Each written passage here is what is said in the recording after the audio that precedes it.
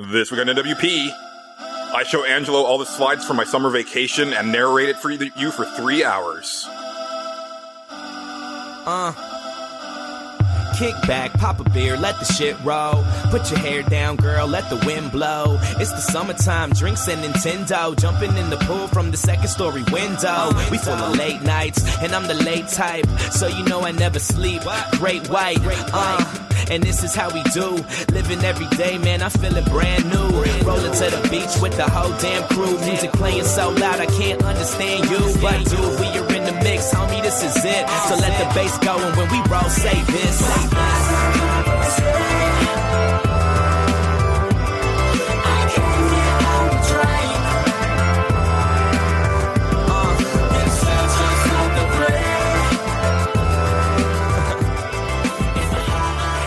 Hello everyone and welcome to Nerd Without Pants, episode 91. I am Julian, and I'm not joined as always by Patrick, but he will be here shortly. And I am joined as always by Angelo. Hello. Hello. And I know that from somewhere, that joke about the slides, and I can't think of what it's from. Well, I was going to ask you about that, because, was that ever a thing with you growing up? I feel that maybe, one time as a kid, I may have gone over with my parents to somebody's house where they were showing slides of their vacation, but I feel that was, almost a little bit before our time, but I remember seeing a lot of jokes on sitcoms and stuff where, somebody was showing the slides of the vacation and everybody was bored to tears. I definitely remember when slides were a thing. Yeah. I even remember when I was a kid in school, video didn't happen because TVs were too expensive and video playing equipment was too expensive, but all these rooms had slideshow projectors, and the teacher would read something and then just change the picture that was on the screen. So yeah, and I remember my parents had, what do they call those? 8mm film. Somebody had an 8mm recorder, and in order to watch that, you had to set up the whole screen. Right. I don't know if that's the right type of film. Is it 8? Super 8? Super 8. That's it. Super 8. Yeah. My dad had a Super 8 recorder. You had to record it all, send it out to be developed, and then have it come back, and then you could play it. Because you couldn't. Yeah, that was some crazy stuff. It's funny because I walked by, we have this big camera store in Austin called Precision Camera, and it said that they still have photo labs or photo studios in there. Oh, cool. But I don't think it's actually a dark room or anything like that. It used to be that you could actually just go in there and develop your stuff. But I figured that's probably not a thing anymore. Which is sad for me because that was one of my favorite parts of photography was the actual developing the film and then exposing the prints and stuff like that. Yeah. And I find myself very wistful for that photography. I turned into a grumpy old man with photography very quickly. As soon as digital became a thing, I was like, rah, nah. Yeah. You don't develop anything. It's just all there. And rah. But I get that because there's something about the process that's really cool. But, it's almost like a magic trick or something. And it's part Zen therapy. I don't know how else to explain it. The whole process of going in there and turning off all the lights and mixing all this stuff and waiting for magic to happen. It's super quiet in there. Yep. You just have the only sound is really the sound of the chemicals sloshing back and forth as you're moving the picture through the bath. Mm-hmm. And and also just the fact that not knowing what you had until you developed that picture. I remember I would photograph a lot of the girls at school and I would take a shot and be like, that's the one. That's the 8x10. Cause I'd always put the best shot in my album as an 8x10. And then sure enough, I developed it. I was like, yep, that was the one. Yeah. And yeah, that was really nice stuff. Now it's I'm not as interested in photography because I feel like everything's so disposable. We just take a bunch of pictures with our phones. I'm I don't even care about this. I don't, my old stuff, it's all in albums, either snapshots or actual photography stuff that I did. It's those are permanent. Those are they have permanence where, I haven't done anything with the pictures I've taken for the last 10 years other than put a few on Facebook. It's just not the same. And then cell phones have a function now, and this just kind of epitomizes the whole thing, where you hold in the button you use to take a picture, and it takes it goes just speed fires all these pictures, and then when you let go, it shows a whole spread, and you pick the best one, and it flushes all the rest of them right out of the memory. Yeah. It's just that's it. That is modern stuff. No more practicing alchemy in your closet with a red light bulb. Yeah. So that's a really good description of it too. Alchemy. Yeah, it feels like it. There's like silver and stuff involved. It's really cool. It is. But we're not a photography podcast. We're a video games podcast. And I have a lot of video games to talk. Well, not a lot of video games. I wanted to talk about my vacation, but I'll probably wait for Patrick to get here for that. But it is like cause for celebration because I finished a video game. Go on. I almost feel like that needs some sort of sting or some sort of like little audio thing because like it's such a cause for celebration and joy because just splice in the victory theme from Final Fantasy at some point. I like that that's where your mind went as well. Mm-hmm. It's such a weird thing because like I was just thinking about 2 weeks ago, I was like, I haven't finished a game yet this year. And that has not happened since I was like 13. Really? Yeah, because like, well, you know, I got like my Super Nintendo, or my Nintendo rather, when I was 13. And, you know, of course I would rent games and finish them. And then, you know, and then my Super Nintendo, I would always rent games. I would tend to beat them, you know, within the 3 days or the 5 days or whatever. And then once I got to Game Fellas and I started like, you know, one, being able to purchase my own games, and two, working in a place where I could either check out games or I could get games for a really nice discount. I mean, I was turning around games within a week sometimes. You know, just like buy the new game on Tuesday, finish it by the following Tuesday, trade it in, get the new game. You know, just this like process. And it's been that way like since I was 17. Right. Pretty much without fail. Like just grinding, well, not even grinding, just like ripping through games like in a crazy fashion and then flipping it, getting the other one. Like for the longest time, I didn't even have a collection. Up until like about 2005 when Game Fellas closed. Because I would just trade in all my games right away. Just to get the next thing, you know? Mm-hmm. And, you know, I didn't really have a backlog. I finished everything that I started. And, the last couple of years, it's been like on a steady decline as far as the number of games that I finish. And, man, I don't know. I was talking to my lovely girlfriend Jenny, and she was like, well, you've been dealing with a lot of stuff, and you had a really brutal move, and, you know, had to deal with all that. I was like, yeah, that's true. Mm-hmm. So I have reasons, but even so, it's like, I can't believe that it took me 6 months to 7 months. 7 months to finish something. But I finished Doom. All right. Yeah. We need to talk about that game because I just ordered it from Amazon. I'm so glad that you did. I feel like you were really on the fence. Well, not even on the fence. You're just like, yeah, that sounds cool, but like, I'll probably get it, you know, years down the line when it's like super cheap or whatever. But I feel that like, not just me, but probably a lot of different podcasts kind of swayed you. Or it's like, oh no, this is something that I need to experience. So there was a lot of different things. I did watch like somebody play through the first couple levels to see if it's something I wanted to do. And it's absolutely something I want to do. It is every bit like the testosterone-fueled heavy metal nightmare shred fest that people have described it as. So I want to have a part of that in my life. Just like I described Tokyo Mirage Sessions as the most Japanese game, Doom is the most metal game. Absolutely. Just period. And the original Doom was pretty freaking heavy metal too. But, yeah, like, I don't know, the series got it went in a different way. And I mean, like, Quake was kind of always the spiritual successor to Doom. And that's why it kind of makes sense that there's some Quake in the new Doom. Like, there definitely is some. Oh, yeah. Like, even just down to the way certain things are animated feels very Quakey. Versus Doom. I mean, you played the PC Doom. So you know a lot about that is, a lot of that is horde management too. Versus, I guess the new Doom is a lot of horde management too, but it feels like the enemies take a lot more damage. You are not taking out an imp with a single shot from your shotgun. It's not how Doom works. Not until you get the super shotgun, and then, right. But even then, and I guess original Doom did this a little bit too, but I do feel that a little bit of the damage has to be randomized. Because there are definitely times where it's like, okay, how are you still alive after that?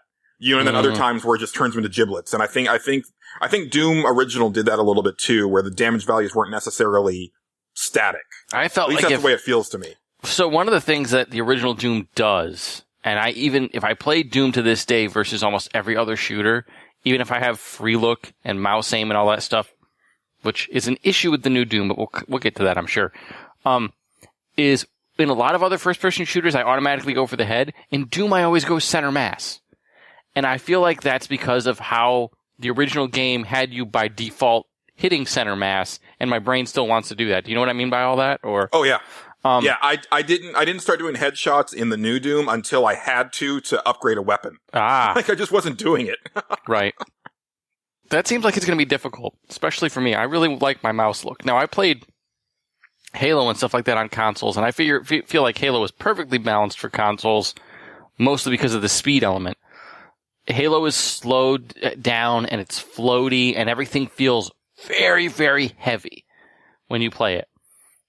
It is the funniest thing to think of Master Chief jumping and kind of floating down, but somehow in Halo it works. And I don't know how, because he's freaking huge and he weighs a ton. But he hits the ground, and it almost feels like he has that weight when he hits the ground, but there's something like controlling his momentum. Anyway, Doom was the opposite. We've talked about the speed of the original Doom before, and this new one has it. I played the demo, by the way, on PS4. And the whole time I was thinking... Because they actually... Didn't they release the first level or something like that? They did. At E3? During E3, they said, oh, by the way, we're going to let you play the first chapter for free. Just go ahead, download it. So why wouldn't I? Because I want to experience this. So I downloaded it, and I set the difficulty to kind of where I expected I would want to play it as. Play it on based on my past history with Doom. Even though this is a completely different game, and I think that was my mistake. I think I have to ramp up, because even when I play a Halo game for the first time, I don't set it all the way up on the highest difficulty. I set it like one notch down. So it's pretty challenging and everything, but I still can progress and learn the encounters and stuff like that. Yeah, I played it on normal, and I was getting my ass kicked on a regular basis. And, that's the thing. I mean, I always joke about how bad I am at first-person shooters, but I'm not completely terrible. Like, I can get into the groove and I can do them, but it takes me a while. And even then, like, even towards the end of the game, like, after, once you should have, like, the feeling of the game completely down pat, I was still like, oh no, I am dying a lot. Although I will say, like, in the last level, which is basically like a bunch of just really hardcore arena battles leading up to like the final boss, I did pretty good on those. Cool. Like, I only had to like, I think I only died a couple times where before, like there are some encounters where I just did it. Like it was like hitting my head up against a wall over and over. And I felt cheapened when I would finally pass those, because, like games now are very smart with the way that they can like ramp up and ramp down the difficulty. And I was like, I only got through that because you guys took pity on me. Like I remember playing Mortal Kombat 9, and Shao Kahn was like so freaking cheap. And I just couldn't beat him. I must have continued on him about like 15 times. And finally at the end, all he was doing was taunting. Like that's all he was doing, because like the computer was like, you suck at this so badly that this is all that we can do. Like you have to beat this game, and this is how you're going to do it, is he's just going to point and laugh at you, and then you're going to kick him in the face. And there's no honor in that. Like you don't feel good about that. You just, But I did feel good about Doom, although I gotta say, dude, like it is one of the most stressful video games I've ever played. Like every encounter, I my shoulders just like tense up, and like they're kind of up by my ears, and like it finishes, I'm just like, whew, oh man, okay. And like I found myself like not playing more than like 2 levels in a row. Most of the time. There's one of the things that I don't know if anybody is actually talking about this in this term, but it needs to be said about Doom. And again, this is just me playing the first level. They've tapped into something that I don't think I've ever experienced in a video game before. Like, the only way I can describe it is adrenaline management, where like, it almost feels like the game is throttling how intensely I am driven to rip and tear, for lack of a better term. You know what I mean? Like there's that that initial scene where he breaks out, he gets in the elevator, and it has the delayed intro, right? Where it does the original Doom music in like super crazy heavy metal. like distorted in the background, and when those elevator doors open, you want to run out there screaming down that hill, shooting things. It's amazing.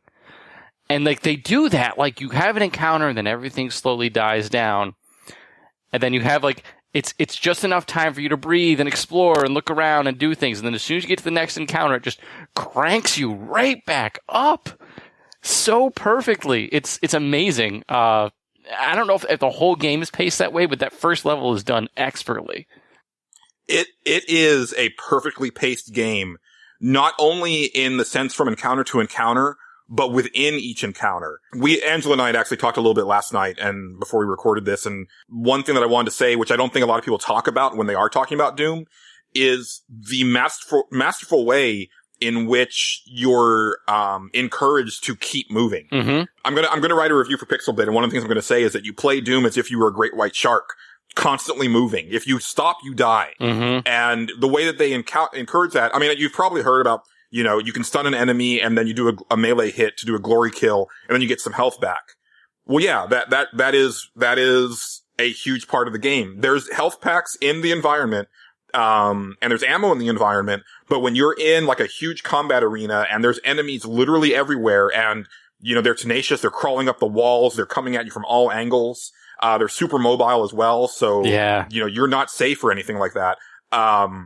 You don't really have time to go to try to find those health pickups or those ammo pickups. So you have to rely on, you know, basically wading into the fray, getting the crap beat out of you. Like, you know, you're going to take a bunch of damage getting into that fray, but then there's that glory kill and then you're back up to like, you know, 60% health where you were at like 13 before.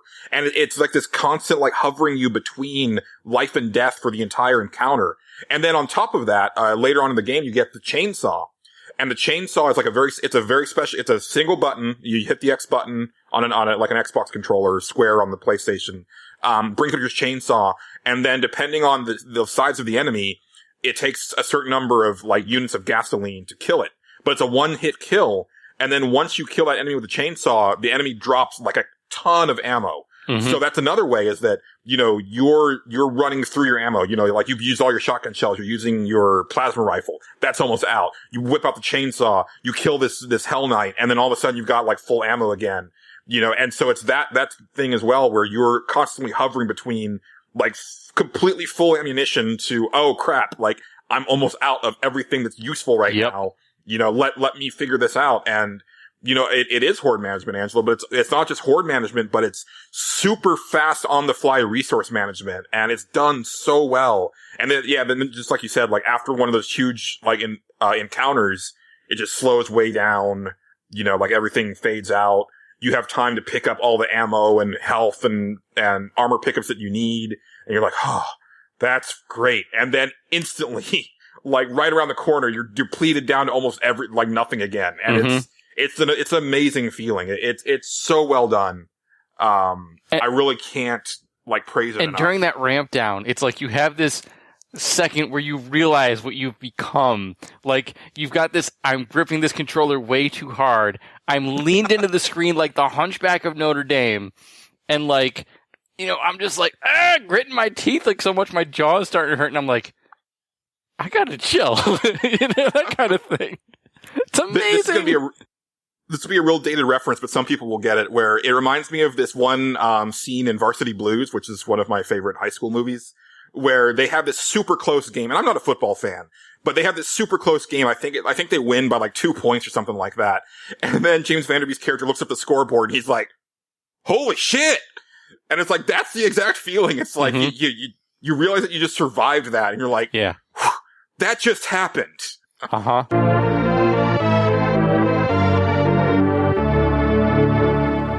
One last thing that I wanted to say about Doom before we move on, and Angela, I'd already told you this off air, but I need to record it for posterity. Sure. You remember the Pinky? Yes. From Doom? You know, the big pig guy? Like, yeah, he'd like to bite. Like old Doom, like, you know, like, unless they're in, like, really close quarters, you're pretty much fine. You know, like, 4 shotgun blasts usually takes them down. Chain gun even faster. No problem, right? They're like, like the third enemy that you see. Sure. Third or fourth enemy. Pinky Demon on the new Doom is not revealed. He's actually one of the last enemies that's revealed. And there's a reason for it. Yeah. I would rather encounter any other enemy in that game than 2 pinky demons. Really? They're that tough. Even like they're not beholders. Oh crap, what are they called? But they're like beholders. The cacodemons, yes. Oh man, I overcame my fear with this. They're such pushovers. Those are always horrifying though. You bust out the rocket launcher, you do the lock-on burst, and then they're dead. Oh, like, no problem. That's kind of disappointing, actually. But the pinky, he charges you now, and he's pretty fast, and like unless you like double jump over them just perfectly, you're gonna get hit. Ooh. He does an extreme amount of damage. Like I think I figured that he does like a good like 35 points of armor damage. Ooh. Like to you. Like so if you don't have like full armor, like he'll just take that right down, or if you're like on health, like that's like most of your health right there. Yeah. And they are just bullet sponges. Like if I've ever seen one. Like something to the order of like 16 to 18 shotgun shells to take one down. Get out of here. It's really nothing. I could never find a really good weapon to take one down. And that's the thing about the new Doom that I should mention is that all of the weapons are useful and they're very situational, where like there's definitely like this is the weapon you should use on this guy type of thing. Oh, and you cool. kind of have to figure that out. I never really figured that out with Pinky except for like the chain gun, but the chain gun is like not nearly as reliable as it was on the old games. It has a pretty quick or pretty long spin up time before you can actually start firing, and they're fast enough to where that's not really all that useful. So yeah, I would rather have to like fight like 2 or 3 Mancubi or 3 Barons of Hell than the Pinkies. I was using the BFG on the Pinkies. That's how much they were like getting into like under my skin. Wow. And that shouldn't be a thing because like the BFG, it's like a smart bomb. Like you only get up to 3 shots on it and the ammo is very limited. So it's really just like the get out of jail free card type of thing where it's like when you're getting swamped, you switch over to the BFG, fire off a shot, and then go back to your regular weapon. Does it clear out multiple enemies or is it like just a single like direct nuke at one big target? No, it'll hit whatever you fire it at, and then that arcs to every other enemy on the screen. Oh, okay. Yeah, so it's pretty useful, but you also have to know how to use it. You can't just like, it's not like the old BFG where you can just like fire it into the room and then everything dies. Yes. Like you have to aim it at something, and preferably the biggest thing in the room, and then it'll arc off of that to everything else that's smaller. That's interesting. But yeah, did it have, really does this game have the Cacodemon variant that spits out Lost Souls, or is that not in here? That's not in here. That's there are okay. definitely some enemies that are missing that were in Doom 2 that I think they were holding back on purpose. There's also a lot of new enemies. They added a lot of new to this game. It's not just like a super fancy, reboot / remake. It's its own beast. Cool. Yeah, I was wondering, like, when did they partner with Disney and add the big friendly giant? Patrick is here. Welcome, Patrick. Yeah, I gotta say, every time that I see that poster for that movie, that's what I think of. And they had to use BFG. Like, the book was around first. Yeah. So they were copying the book. And I was like, well, it doesn't matter. It's still a big fucking gun. Yeah, you can't do that. I got in trouble when I was a kid because it was in our library in school and I knew about Doom already. And I saw it was called the BFG. I'm like, that's a children's book? And people were like, yeah, what's wrong with it? I mean, I was like, well, you know what it stands for, right? And they're like, yeah. And I was like, well, how come they can have the F word in it? So, like, yeah, when I was really young, I got in trouble because I wasn't supposed to be playing that yet. Fun fact, little Nerds Without Pants fact, the name of the podcast was almost BFP 9000, the big effing podcast. Nice. And then I thought really hard about it, and we kind of all agreed that it had to be Nerds Without Pants because of Patrick's joke from Pixel Talk days. So, and I am wearing shorts. Here we are. I am wearing shorts at this very moment. So. I'm actually wearing pants. What the hell? You're breaking the law. Take them off. Take it off.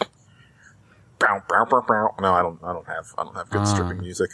Patrick. Hello. Hey, it's good to be back. Yes. You had talked real briefly before we started recording, or before we, you kind of came in a little after the fact, about Pokemon Go. Have you, are we all safe here? Like, are we a Pokemon Go free podcast? Yes, so far. We We are not. Oh, I knew it. Effing knew it. I lasted one day without it. The first day. But it's so much fun to do, like, with my girlfriend, just walk around and, like, find Pokemon. Like, we'll each take turns catching them and stuff like that. And also, like, my friends who are in my group chat for video gaming, like, everyone really got into it. Like, they're all going on bike rides and stuff now just to catch more Pokemon. That's kind of awesome. Like, people are accidentally getting exercise, right? And it's great. But people are also paying way too much attention and making me sad about it because I feel like it could have been me almost. Like, I can't stop sometimes just because it's like one more Pokemon on the way. It's only 100 XP more, I need this or something like that. But like in a car, I guess, what, stalling or whatever, like when I'm just like sitting there, I try to pull it up a couple times and then, you're about to catch a Pokemon, but then you kind of start going at the same time. And I really got to stop that, especially with what happened today in, I think it was Chicago. But wherever it was someone already got hit by a bus because they were paying too much attention to Pokemon Go and not like real life. And that's just like so sad to me. And I think it could have been anyone, like at any one moment, like, because a lot of those Pokestops are like on the curb and stuff. And like, you're just waiting for like the light to turn and like you maybe just put your head out a little bit, even if you're like right on the corner and you just get your head chopped off by a car or something. It's like, it's so freaky. And not only that, but like that's not the only reason it's dangerous. Some people are putting out lures like so they can rob children when the kids walk to the place like at night or something like that. And that's just terrifying. I know that it's also a government conspiracy because they take the company takes all of your information from Google and your GPS location and can look at all of it under their terms.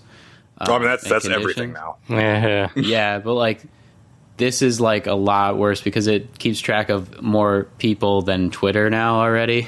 And they can really go into your phone at any time. It's just, I don't know. There's so much that is freaking me out about it. At the same time, I also want to catch them all. I can't believe like how crazy it took off. Like, right? I was like, oh well, this will do pretty well for them. Like, it's Nintendo's first like real big phone app. I mean, I guess they had like Miitomo or whatever, but that was more of like almost like a social media thing. This is like an actual game, and I was like, yeah, that should do okay for them. I didn't think it would be like this, and I was talking to a friend of the show, John Golston, about it, and I guess what I realized is that like the kids who were kids, when Pokemon Red, Blue, and Yellow came out, and like then when I was selling them Pokemon cards at Game Fellas, like they are now like adults that are just nostalgic enough, and old enough, they have their smartphones and stuff to where it's just like that thing, Yep, that's me. That's my friends. We're the right age. I was in like 4th grade when Pokemon first came out. I have never played a Pokemon game, but actually, despite that, this thing seems pretty cool. Yeah, that's the thing. Like, even people who don't play Pokemon, and especially females, are getting really into it because they think they're so cute. And there's like, it's not so complex yet. Like, there's not even trading, which is like the big thing that they're going to patch in. But like wherever you go at any Pokestop, there's just like people like who have been there for a long time. Well, yeah, you could but tell. like I saw a picture of one, and it was just like there's people of radically different ages. It's like the Great Melting Pot. It's like what America's supposed to be. That's a Pokestop. Yeah, because there's like it's a great social experiment. It's real cool because it's like everybody just goes there. It doesn't matter what age you are. It doesn't matter like anything. Like everybody's just there. Mm-hmm. And by my Instagram posts, if you've ever seen any of them, that I like to take a lot of shots of murals and stuff and like statues. And that's mostly where they're like bringing people toward, in addition to like churches, which is, I don't know, a conflict of interest maybe for a lot of people. But the murals that everybody's seeing and like the statues are like even like really hard to find. Like there's this little bunny statue I saw, like a person was like looking around for it for like a half hour, and then they found it under a bush. Like they really find like every little nook and cranny in the entire world, and have I don't know how they've done it. Like Maybe they just took, I mean, I know they have Google Maps API, but I didn't know Google actually tags like specific spots like murals on the wall. Like it's just so awesome because most people like just walk by those things and never notice them. And it's something that I've been, cataloging for years now. And it's just great to see my friends talking about their favorite murals to go by and stuff like that. Yeah, that stuff is really cool. And I've been digging some of the stories that have been coming out. Like, I'm not playing the game. I'm not going to play the game. It's just not my thing. But, like, I have been reading. I mean, everybody's talking about it all over the place. And I saw this story about this guy. He decided to, like, download the game, like, late at night. He couldn't sleep. And so it was, like, 3 a.m. He goes out for a walk looking for Pokemon. And he's looking around. He finds one. And he comes back. And then there's, like, these, like, 2 black guys who are just, like, sitting, like, they're just sitting outside. And he hadn't noticed them before. And they're like, yo, my man. And he looks and he's like, hey, there's an Onyx over there. And so he goes around the corner and sure enough, there's an Onyx. And he's like, oh, thanks. And he goes back to talk to him and they're just talking about strategies and stuff like that and, what team they're on and all this stuff. And a cop comes up to them and he says, cause apparently like a 40-year-old white guy talking to 2 black guys at 3:30 in the morning, is a little bit suspicious. And it took them a long time to explain to the cop, like, about what they were doing, what Pokemon Go is, but they explained it to him. And then at the end of the conversation, he downloaded it. The cop did. I was like, yeah. And I was like, okay, that's kind of cool. But yeah, but the thing is, and Patrick, back to your point about, it's tragic that somebody died, and I figured it was going to happen, but I didn't think it would be that soon. It's a perfect example of what I was talking about on our last episode where, like, not really, like, only having, like, a small understanding of, like, an area. So, like, last time I was talking about how Tokyo kind of is, for other people, that's Japan. Like, it doesn't matter, like, how, like, there's Hokkaido and Kyoto and stuff like that, like, kind of the rural areas and stuff like that. Everybody just focuses on Tokyo, and, like, so whenever you see, like, oh, those weird Japanese, and you see something crazy, well, it's not Japan as a country, it's just Tokyo that has its weird stuff. So it makes sense to me that this game was developed in Tokyo, where, I'm sure they obviously developed it with the world in mind, but the world doesn't work like Japan does. Especially Tokyo, where everybody's commuting, everybody's, like, very close together, people aren't, by and large, driving. So it's very easy for people to be on their phone all the time looking for Pokemon, catching them and everything. But when you're in a more spread out area, like most of the United States, it's a lot different. Like, 1, just like actually finding stuff. But 2, the fact that, a lot of people commute by driving. And, unfortunately, and it's, we shouldn't have to tell people this, but unfortunately people can't put their phones down when they're driving and they try to actually, like, get this stuff while they're in motion, which don't stop. No. Yeah. Don't do that. I know. I'm totally done with that. That never even happened to me before. I was never like, I need to text these people and stuff. I always thought that was so stupid. I didn't even realize I did it until after, like, I did it the first time and was like, oh shit. Yeah. Like, why? Yeah. And that's the thing. and I'm sure that's most of the people who are getting into these, like, actual accidents or near accidents or stuff like that. They're not thinking about it because, they're just like, they're kind of in the moment. And then it's almost like, it goes kind of back to, like, when they started to make the Virtual Boy and then they realized, oh wait, we probably shouldn't make this a thing that you wear on your head because people will just walk around with it and that's not a good thing to do. So then they made it to where you actually had to put it on a table, and then that's the thing. Those Gear VRs scare the crap out of me. Where you strap your cell phone to your face, like, I feel like that's just asking for bad news. I also think that nobody would actually go out in public like that due to public humiliation. You'd be surprised. I know. I said that right before I realized, like, oh yeah, that's right. I've been places and seen things. Okay. We're in a social media world where, like, there is no such thing as public humiliation anymore. Well, it's all fodder. Right. My name's Ash Ketchum, baby. My life is back on track, but I've been in the hospital since Pika shot me in the sack. And I don't know all the new Pokemon. Yo, bro, I can help you with that. Hey, Brock, I'll do all the singing and you take care of the raps. All right, let's go. Pikachu, Squirtle, Venusaur, Arcanine, Diglett, Jigglypuff, Muck. Oh, I know these guys. Ass Cloud, Nipple Clamp, Poopy Pants, Dingle Doodle, Ranch Breath, Turkey Burger, Beef Head, Clot. Whoa. Haterade, Bubble Dump, Overdraft, Head Cheese, Pickle Feet, Front Butt, Soft Brick, Common Whore, Underloaf, Chairwolf, Manatees, Freebase, Nickelback, Lumbersack, Tiny Head, Door. Are you serious? You're not making those up? Those are real? You know it, bro. Gotta catch 'em all. But Patrick, I'm glad you're here because I didn't want to talk about my vacation until you were here. Awesome. And it's been a while. I mean, we've actually recorded an episode since then, but that was kind of a special deal having Lance from Tasty Minstrel. And it seems like a lot of people really enjoyed that one. So I'm glad we'll probably end up having Lance back on at some point to probably talk more Game of Thrones and less board games. But, I'll make it switch to board games and you know it. Well, I know we're going to be talking some board games tonight too, but, yeah. But no, I went to Colorado to visit my best friends, and while we were there, we went to the Denver Comic Con, which that's my third con now in a year and a half, and I just started going to them, so they're still pretty shiny and new. I'd say this was probably a bigger convention than I've been to so far. Really great cosplay, really well organized. I really liked that. Got some mad street passes, y'all. Completed so many puzzles on my 3DS. Nice. I'm very happy about that. Awesome. But, I guess one of the big things is that we got to see, Stan Lee's panel, which is the first and only time that I'll ever get to see Stan Lee because he's actually retiring from conventions as of this year. So that was a really big deal. And, it was really cool to hear him talk. And unfortunately, it was I think we waited in line for 2 hours. And I think his actual panel was about half an hour, which was kind of a bummer.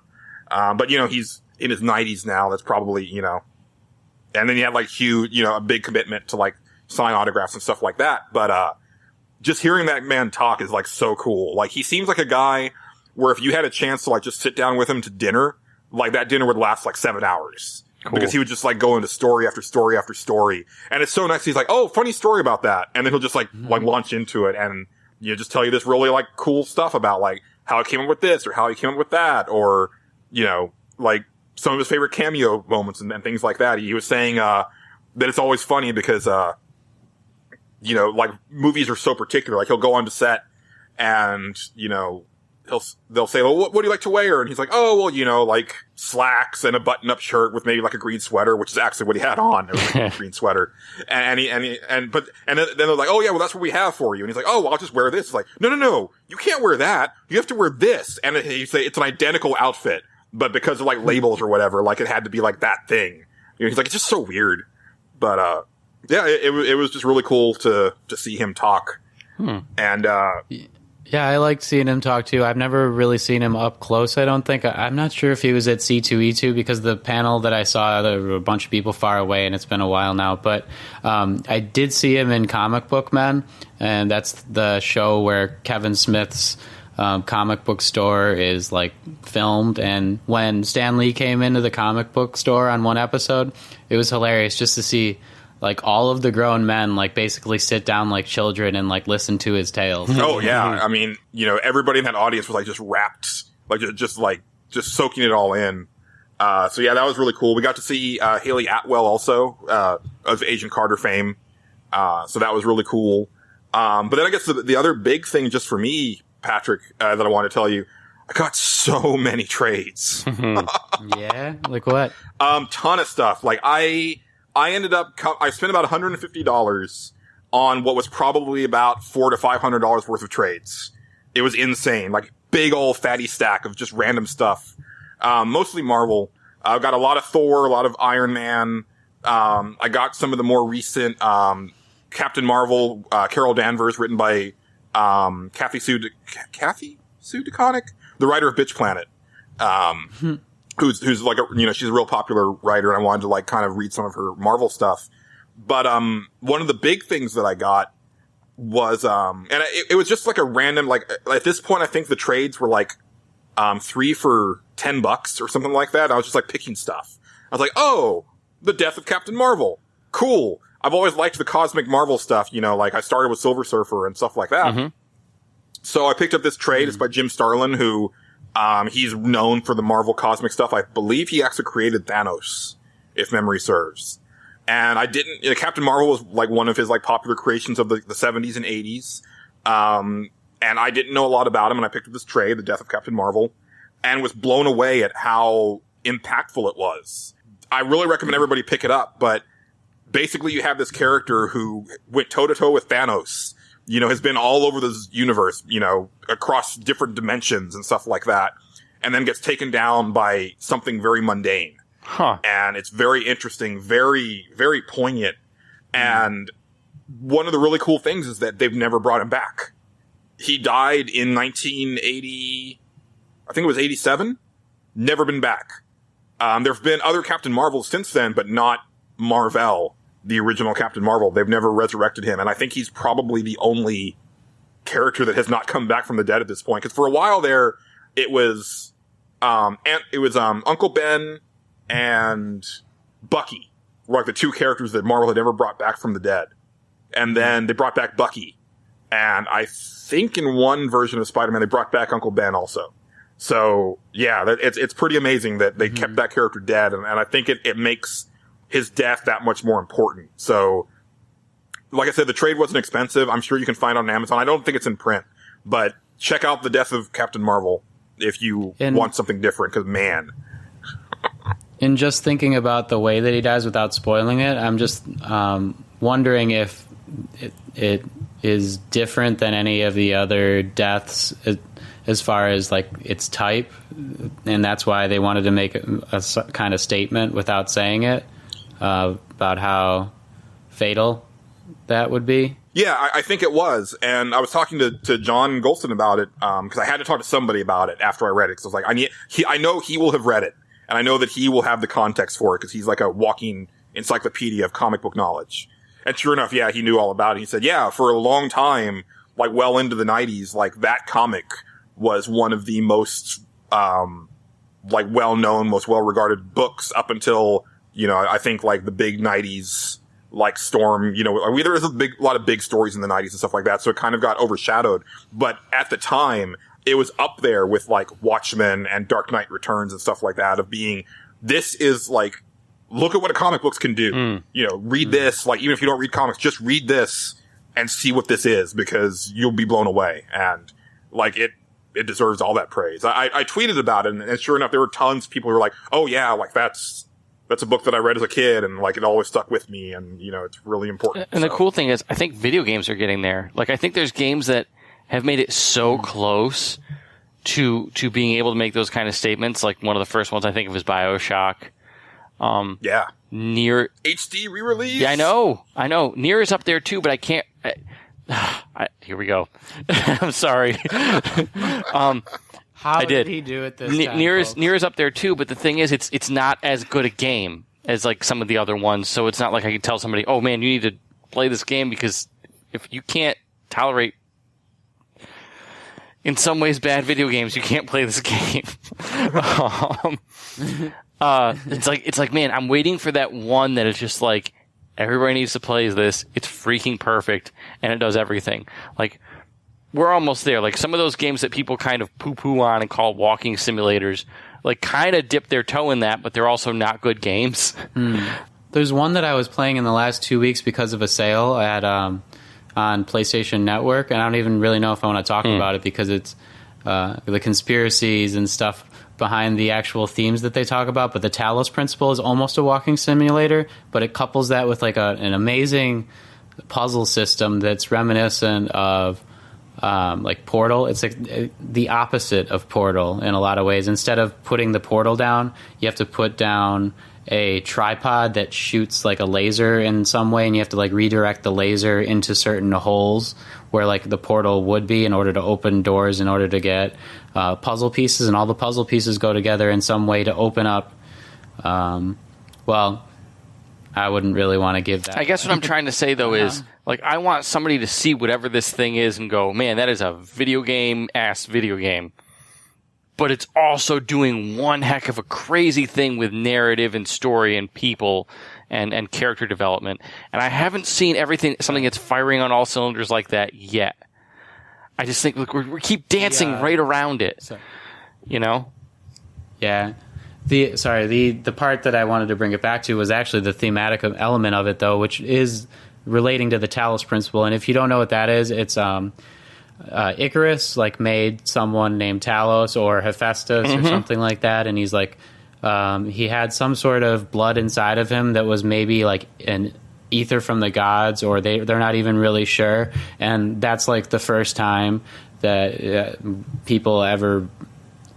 people think that's the first time it was recorded that we talked about the difference between like men and gods or men and robots, or what makes you human or what would make you a robot. And the Talos Principle takes that so far that like it was really weighty for me in a lot of ways, and I actually would be okay with being a robot now. Is that the one? Is that the one where like the eyes are real? No, like, that's... They use like FMV for the eyes? That's something else. Okay. No, yeah. This one, you play a robot, I think. Like, the only thing you can see is your fingers. In a lot of ways, it's just so, like Portal, and I love that because I haven't had anything like that since 2011. Yeah, there's a lot of those games that came out in 2015 that kind of... They didn't all discuss necessarily the same themes, but they discussed themes that were in like the same wheelhouse about like humanity and whatnot. Talos Principle was one of those, but there were like 3 other ones too. Yeah, I didn't play it, but I'm guessing everybody goes to the Rapture. I don't know about that. I've heard stuff. I've heard similar stuff about that one. You know, obviously Gone Home is like the big touchstone these days. Mm-hmm. Yeah, and PS Plus title from last month. I still got to get to that. I didn't get to download it. I actually fired up my PS4 for the first time since I moved finally yesterday. Like, I had not touched it in, like, 4 months. Damn, that's hard to do. Yeah. Well, the Xbox has just kind of become my machine. Yeah. Yeah, well, I'll probably talk about that later, as far as, like, how my future console things are kind of shifting. I don't know, like, Patrick, would you say, like, maybe Heavy Rain kind of does that, or do you think maybe like it's not quite there as far as like what Angelo was talking about? Like, because to me, Heavy Rain is like one of those where it's like, oh, you need to see this, like, you know, especially some of the decisions you make. But then, of course, it's kind of hamstrung by the really bad. I mean, a lot of voice, you know, or performances. A lot of those games feel very choose your own adventure-y, which is fine if that's what you're into. But you know, I'm just looking for, you know what I mean? Like, yeah. That is, it has that little gimmick to it, just like Until Dawn, but I think that in its own way is great for people who don't play video games as well. It might not have like the deep narrative to it, but it has that, like, it will draw anybody in to be able to play it and give you like the feeling of being inside of a game if you've never felt that before, or being able to have like a sort of agency in your own pop culture that you've never had before, and the ability to make your own story kind of thing and feel like a creator. So it has it. Those Heavy Rain also has that in some ways, but it's just the thematic elements were more about like kidnapping and stuff like that than humanity itself. Yeah, that's true. And just as a quick aside, so I know Angelo didn't play it, but Patrick, I'm not sure if you did. I just found out recently, thanks to Bob over at TNB Podcast, that they're doing an Indigo Prophecy HD remake. Oh, yeah. Interesting. So I'm super excited about that, because Indigo Prophecy was like that first Quantic Dream style game. I mean, I think they had done Omicron before that on the Dreamcast, but that was more of a video game, where Indigo Prophecy was, you know, that, hey, we've got like these interesting like button prompt things and like that kind of QTE style gameplay before that was really codified, and just like a crazy sci-fi story and stuff like that. And I really can't wait to experience that game again. I'm definitely picking that one up. I need to pick up Heavy Rain for PS4. Yeah, there's just so many games I want to pick up, and then I end up not getting any of them. Like with this Amazon Prime Day recently, which is actually today, but not what our listeners will know. There was, you know, so many 50% off deals, and I'm just like, when am I going to play this? Am I going to keep using all of my life to get through all the games? You just got to pick a couple. Which one did you see? Because we just talked about Doom. That was on there. Well, right. Yeah, I was thinking about that. And then also, I had the opportunity to get Ratchet and Clank, but I still just paused on it. And I partially paused because I'm like, I don't want to go through that first 5 to 10 hours where it's so simple and I don't die and it's like I've been here before. Right. But it's also like, I know where this game's going, and I know I'm just wasting more time in some ways. Like, I felt this experience in a lot of ways. So I'm kind of gravitating towards those Indigo Prophecy kind of games where I can give it to someone else and just watch them and be tense about it that way, or play it for a couple hours and be done, or just move on and start making my own thing. It's sort of a weird moment for me where I didn't want to even get a good deal. I feel like 2016 will be summed up on Nerds Without Pants as Patrick's existential gaming crisis, where it's like, by the end of the year, like, Patrick's be like, yeah, I'm done. I don't play video games anymore.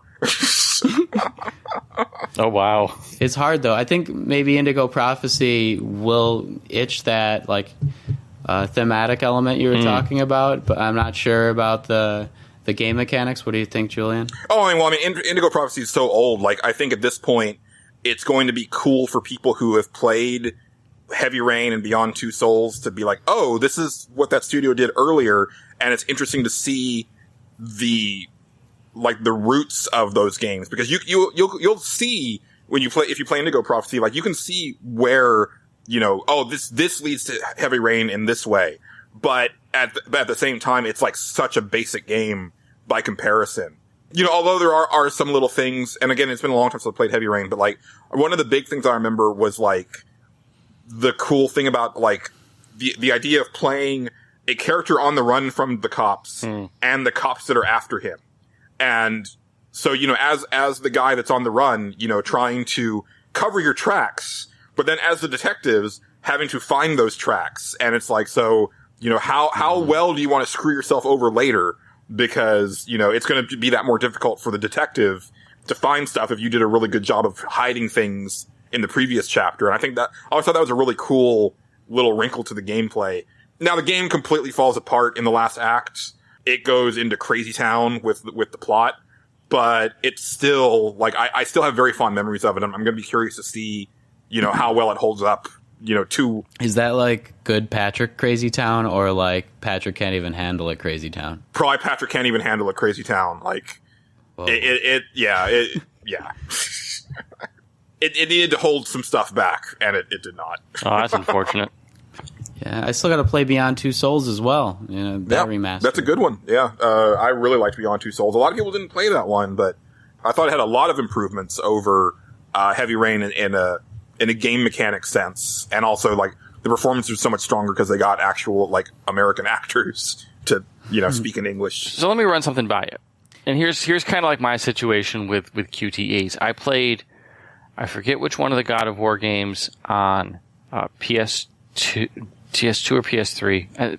No, PS2. Maybe it was PS3. Whatever. Not the point. I think it was the second one, God of War 2. That's 2. That's the best one. Okay, that makes sense. That fits with my head narrative here. I played that, and then I played one on the PSP, whichever one was on the PSP. And when I was done with those, I was like very happy with like both those games as like quick, light, really easy experiences with those QTEs thrown in there. But when I was done, I was like, as fun as that was, I never want to go back to it, and I honestly never want to see another QTE again. Not that I didn't so much hate them as much as I was just completely satisfied with them. Does that make sense? Yeah. Like, I'm not anti-QTE, and when they show up in a game, I'm not like, oh, QTE, how terrible, because usually games aren't built around them. Not at least not the way God of War was. The order. But like it sounds to me like these games are very, very QTE centric. Oh yeah, I mean the Quantic Dream games are completely That's all they are. But I will say that Beyond Two Souls, they do it in a more organic way where like you get into like a fist fight, right? And it's a QTE fist fight, but you are actually so you see a punch coming from this direction, so you're not told what direction to press. You just know I need to press away from that punch in order to block or evade. And so there's visuals on the screen to let you know that it's time to make that move, but it's not an actual like big flashing arrow telling you, oh, press right, at this moment, or press left. It's like you have to actually be paying attention to what's happening in the game. And I like that a lot. And then Asura's Wrath, Angela, we had talked about that a lot, when we did the backloggers. And on that one, I thought it was cool because like, the big QTEs always revolved around the Y button, which made sense because in the actual actiony parts, the Y button was your big heavy attack. So it would make sense, and everything that you did corresponded to like, it made sense within the context of the game. Like, if you had to move your left foot, you move the left stick to the left, and stuff like that. You're planting your feet. And it's like, to me, it makes you feel more like you're that character, expressed through a controller. And maybe this is a better way to explain it. It's like when I played God of War, I felt like these QTEs are very, they're very representative of what the character's doing. I felt like they did get that right. And I felt like they did that right in Ashura's Wrath. But the difference is I played Ashura's Wrath after this, and it just wasn't quite, it wasn't like they were bad, and it wasn't like they were even uninteresting, but it was just like, oh yeah, I've seen this before. It's okay. It's fine. It's good. It's not bad. Yeah. It's just not as new and exciting. Right. Sure. Maybe. It is a little too simple in some ways for the complicated things that they do during the QTEs. I just remember Kratos jumping on the back of a Titan or something like that and ripping down, and it's I really wish I had that sensation more than just swiping a little bit, and maybe that won't happen in our lifetimes or anything like that, but I'm not even sure. Play Doom. Yeah? Yeah, play Doom. You can get to rip and tear. Yeah. But I mean, the feeling of pulling down the button or something like that, ripping through skin, I guess, is more representative. I guess maybe you do that in Doom, but I gotta be. Yeah, the glory kills are satisfying, and they're not QTE based. It's just I stunned that guy, and now I can really make him pay for all the bullets he's been throwing at me for the last 5 minutes. Yeah, and I'm especially going when they're so location based on the body. So nice. Yep. And again, mostly. Whatever. Sorry, it depends on what way you approach them. If you're in the air, if you're on the ground, if you're on the left, if you're on the right, if you're crouching, they're all different. It's bizarre. And then you get the Berserk power up, and that's where the really gory stuff is. Yeah, things just fall apart at your fingertips. Yeah, I'm at the moment though where first person shooters and just shooting things over and over is making me feel like a bad person, that existential crisis again. So I guess I'm doing more stuff toward. I did just pick up The Order, and I don't think I've talked about that yet, but I played the first 4 chapters or so, and I find myself not liking the shooting elements at all, and just wanting to get through it and seeing story, and that's how I feel in most games now. Oh well, I think I know what your mistake was. What? You're playing. Hey, The Order's not bad. But the shooting is not. I'm just the shooting around. Isn't great. That's probably the thing right there. But I was also going to say, you really can't get a guilt trip from disassembling demons. Doing God's work. I never really felt guilty about that. Yeah, that's true. It's just that it just feels like these shooting galleries are getting so big, and just for the sake of testing your Twitch skills, which is okay, but it's not the reason that any of us plays the game. Unless it's an esport or something like that. I have so much fun playing Overwatch when it competitively puts you against people, and there's a reason to get better stats and stuff like that when it ranks you against other people. But I've been playing more for that quick time element, I guess, because I can control what the story is, and as a writer I kind of like that. I've also been playing stuff that just doesn't really have shooting or things like that in it, walking around. I already told you about the Talos Principle, but I also bought The Escapist because that was $3. These sales the last few weeks have been great. I didn't think I was going to buy anything this entire summer, but for $20 or something, I bought $500 worth of games, it seems like. Nice. And The Escapist is great. It's about escaping prison, and it's in a 2D pixel art, top-down perspective, which it's just hilarious, and there's such good narration and voice. Not voiceover work, but text, that's just so hilarious. And there's so many different things that you got to put together to combine, make a shiv or something like that, and you have to do jobs for some people, and when you do jobs for people, the attitude makes them follow you, or if you fight them, then they're always trying to fight you back, and those kind of things, where it really feels like a live world is what I kind of want to be in, where I can influence people and make things better or something like that, sort of, instead of I don't know, I don't want to say wasting my time, but just zoning out and shooting a bunch of headshots. I will agree with you in the sense that after I finished Doom, I was okay, I need something bouncy and happy now, because I have been slaughtering demons for 20 hours. Now, granted, probably 5 hours of that is me replaying parts because I died a lot. But I was like, it's time to finish Kirby Planet Robobot, because that's just her. There you go. Happy Kirby, in giant robots and doing adorable things. And, it's like, I need that. And I'm going to finish Life is Strange on PS4, because it's like, that's a very low key game. It's like, after all of that, it's like, I kind of need some Yanni. Yeah, I gotcha. I'd probably play some Rayman. Yeah.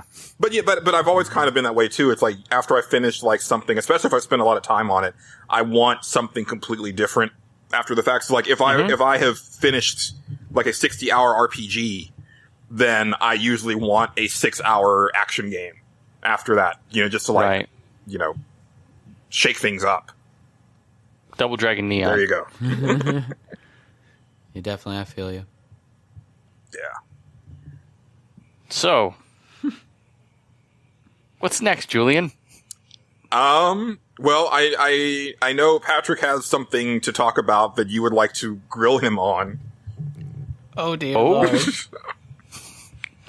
What did you do, Patrick? I'm afraid I don't have, the advanced information that you're going to want about these games, but I did get to the board game store, finally, because of all this board game talk that has jazzed me up about playing real-life games, and actually I kind of think I want to switch to that more so than virtual games for a while, because of the ones that I got, and it just makes me feel like it brings people together more, which is why I like to play video games in the first place. But back up. What? Back up. What'd you get? Angelo looks so giddy right now. I'm thirsty. Okay, so I got the second edition of Nefarious. What? What? Okay. You don't like Nefarious, the Mad Scientist game? No. The what? Nefarious, the Mad Scientist game? I don't know. I don't think I know that one. Oh, really? Snap. Oh, shit! Yeah. Which is funny, because Lance was throwing game after game, and I was like, yup. And maybe I know this one, and you're pronouncing it in a way I haven't heard, but what is it? I don't think so. It's just Nefarious is this... It's awesome looking game for between 2 to 6 people, and essentially what you need to do is build different mad science machines and take over the world and stuff and kill everybody else, I think. But that sounds fun. Yeah, it's it just looks great. I haven't been able to play it yet because I haven't gotten everybody together, but the box sold me, and then the people at the store also did. It was turned toward you, so it had more shelf space instead of on the side. And it was in those beginning strategy games. I could go and get the actual thing if you want me to read the back to you. I can use Google. It's okay. Okay, it's fine. It's really nice. You should use Google because you need to look at the box art. It's I'm gonna do that. Wonderful. But for the second edition, the first one looks shitty. We'll continue. Okay. So anyway, there's that one that I'm really excited to play with.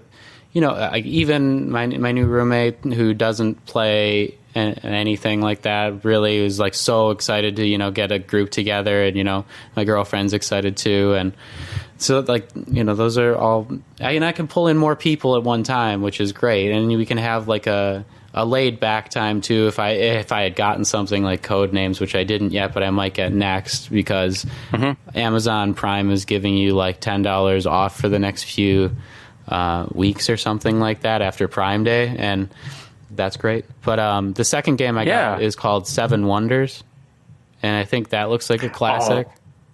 So that is, that's a drafting game. Are you familiar with those at all, or not really?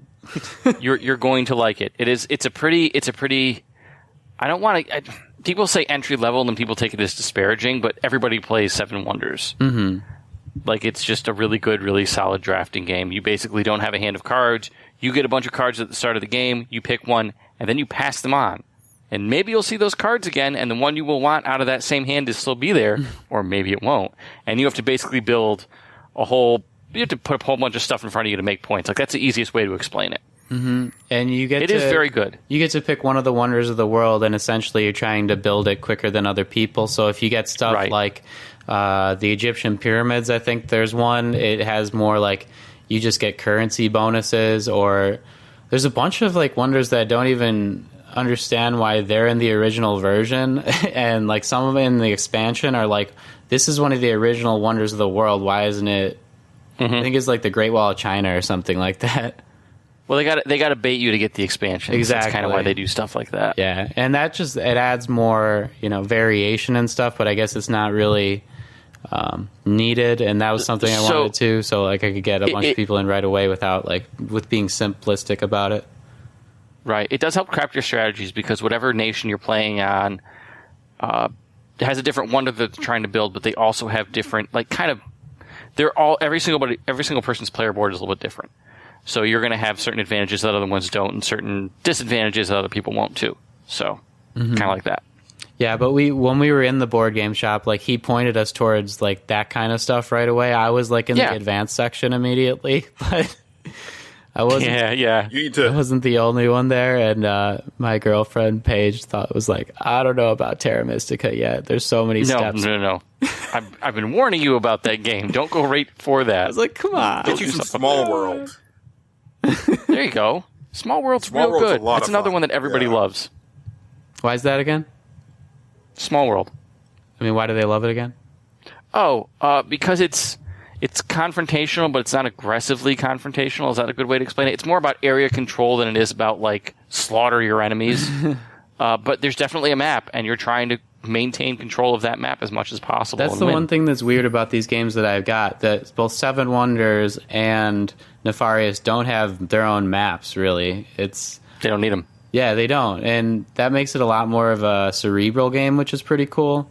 Not sure how I feel about it yet, but I'm really excited to delve back into the board game land space, because I used to have family night growing up and stuff like that, but we didn't have board games like this that were that involved. I don't even know, a lot of Trivial Pursuit or stuff like that, Balderdash or something, card-based games that they hold you for one day. It's really fun, but you can't go back to it whenever you want to play with people. You feel like you've exhausted it, and I'm hoping that these games both won't be exhausted for a while.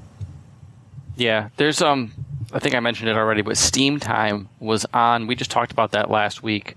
Was on Amazon Prime Day for, I want to say, $30, which is a really good price for it, because I think it runs $60, so it's about half off. The other one that's on there is Sheriff of Nottingham. I wasn't sure about that. That is a social deduction bluffing game. The basic gist of it is everybody has a little purse, and they have little cards, and you are getting into Nottingham with your goods. And some of those goods might be contraband, they might not be. And the idea is there's a sheriff token that goes around the table. So everybody gets a turn to be the sheriff. And on their turn, people are trying to go through you to get into the village. And you just basically grill them on what they have, as if they're crossing the border. And if you think they're suspect, you snap open that package and you see what's in there. But here's the catch. If you snap open their package, that is you saying you have contraband. If they don't have contraband, you have to pay them a fine for searching their goods. If they do have contraband, they have to pay you a fine. It's very interesting. I picked that up as a gift for my former Pathfinder Dungeon Master, and when I bought it, the guy at the game shop was like, "Oh, this it was already on their wall of best games of the year," and he was like, "Oh yeah, this game's really great." And I was like, "Okay, it's real good. That sounds like a good one." And there's something about those little, they're not purses, they're little things that you snap open. You snap them open. And there's something about that being such a definitive, pop. Okay, it's on now. There's something about that that's really cool. I love that. I mean, yeah. I got so much to play, though, and I want to go a little bit into more detail with Nefarious, because I think you'll see why it's so much fun. It's almost like a Civ game, except from the opposite side. I want to read one thing from Board Game Geek for you guys, because it explains it a lot better than I can really fast. It says, Nefarious is played over several rounds. In each round, the players simultaneously choose and reveal one of their actions that will allow them to allocate one of their minions to an area on their lair, obtain money, obtain a blueprint for an invention, or build one of the inventions they have already enough money to do so.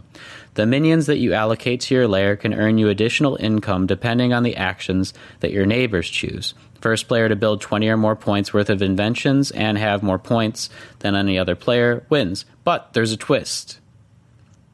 At the beginning of the game, you randomly draw 2 twist cards, and there's like a place on the board for them, which change the environment so the game plays different every time. That means in order to win, players have to revise strategies every time you play when you make stuff like freeze rays, cloaking devices, robotic pets. And like there's like so many different artists that were making this game. It's why this version of it is like really fun to look at in addition to play. It's just like so many different mad scientist inventions that you're like just licking your chops over.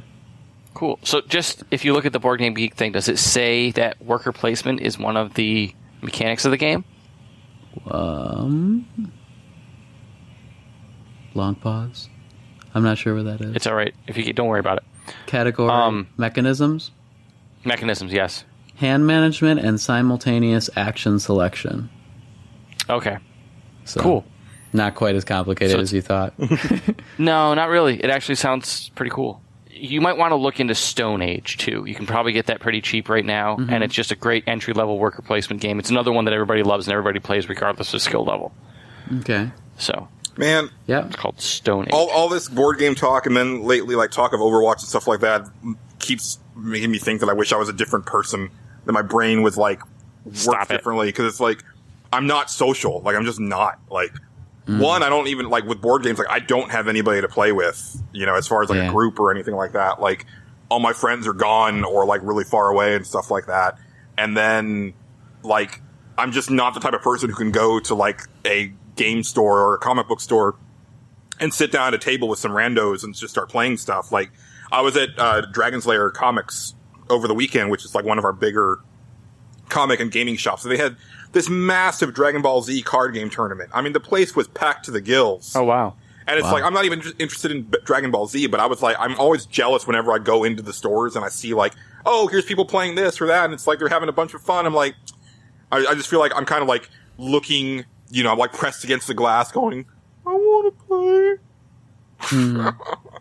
I mean, that social anxiety element's the worst part for me, too. Like, it's the reason I didn't even buy a board game for a long time. But now I think I have just enough people that I can get together. I got 5 or 6 that are going to play some weekend soon. Oh, there you go.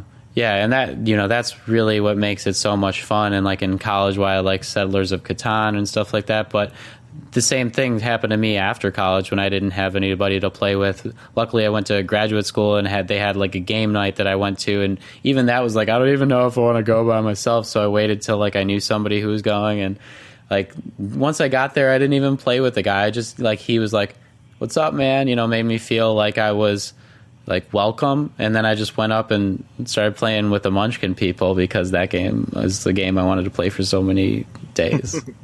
Munchkin? Yeah, I'm terrible at That's Munchkin. cool. I don't have the ruthless streak like that Munchkin requires to like really screw people over and wheel and deal. Like I'm just like I'm kind of not even like really paying attention to my score most of the time. Like, oh, I've got this many points. I didn't. Oh, okay. I guess I'm in second place. I didn't know. Most of the time though, I'm like dead last because I'm not playing the game the way it's supposed to be played. You're not crazy enough, basically. Yeah. I'm not really a big fan of Munchkin. I know a lot of people like it, but it's a little too backstabby for me, I think. Yeah, I should have won, but like 3 turns, I had 9 points out of 10 on my first time playing it. And so many people backstabbed me that like by the time I had been backstabbed the 3rd time, another person was able to win just after they got 9 points because nobody had anything left to stab them with. It always feels like it lingers afterwards too. It's like everybody remembers, and it's like it goes outside of the context of the game. Yeah, it's probably good I never talk to those people again. I think it depends on who you're playing with too. I mean, I could probably let a game of Munchkin go because I really don't care about Munchkin at all. But there's other games where it's like, you know, if I feel like somebody's targeting me the whole game, especially if it's a long one, and I feel like they're just going out of their way to make my life miserable, that's going to bug me. Because I'm stuck here for like an hour, and you're just antagonizing me the whole time. That's not going to make this a pleasant evening. It's like the closest thing though that I've gotten to D&D, I think, in real life. It's sort of like D&D light a lot of ways, except everybody can be a dungeon master. And sure, like for the one person's turn who it is, you could throw anything down you want as like an obstacle. And like I've never had those friends who were already playing that or anything, so I never got to get into that scene, but it scratched that itch a little bit for me too. It is a little bit too simplistic or up to chance in a lot of ways for me. Yeah, the problem with like really complicated stuff is it tends to, depending on, it can be complicated but also streamlined, but a lot of dungeon crawlers don't feel very streamlined. And they feel like they just take way too long and feel really clunky. That's just me. Maybe I just haven't had good experiences with them. I mean, I know Julian used to play Pathfinder. What did you Pathfinder? use? Pathfinder all the time. So apparently you were into it. Oh yeah, it was a lot of fun. But one of the key things for me was that I think we had a DM who was more about having fun than following the rules. So there were definitely times where she would let things slide just because it would be cool, you know, like stuff like that. It's like, no, you want to do that? Roll for it. Like, let's see. And then like it might be a low roll, but somehow it would succeed because you just want to see it play out.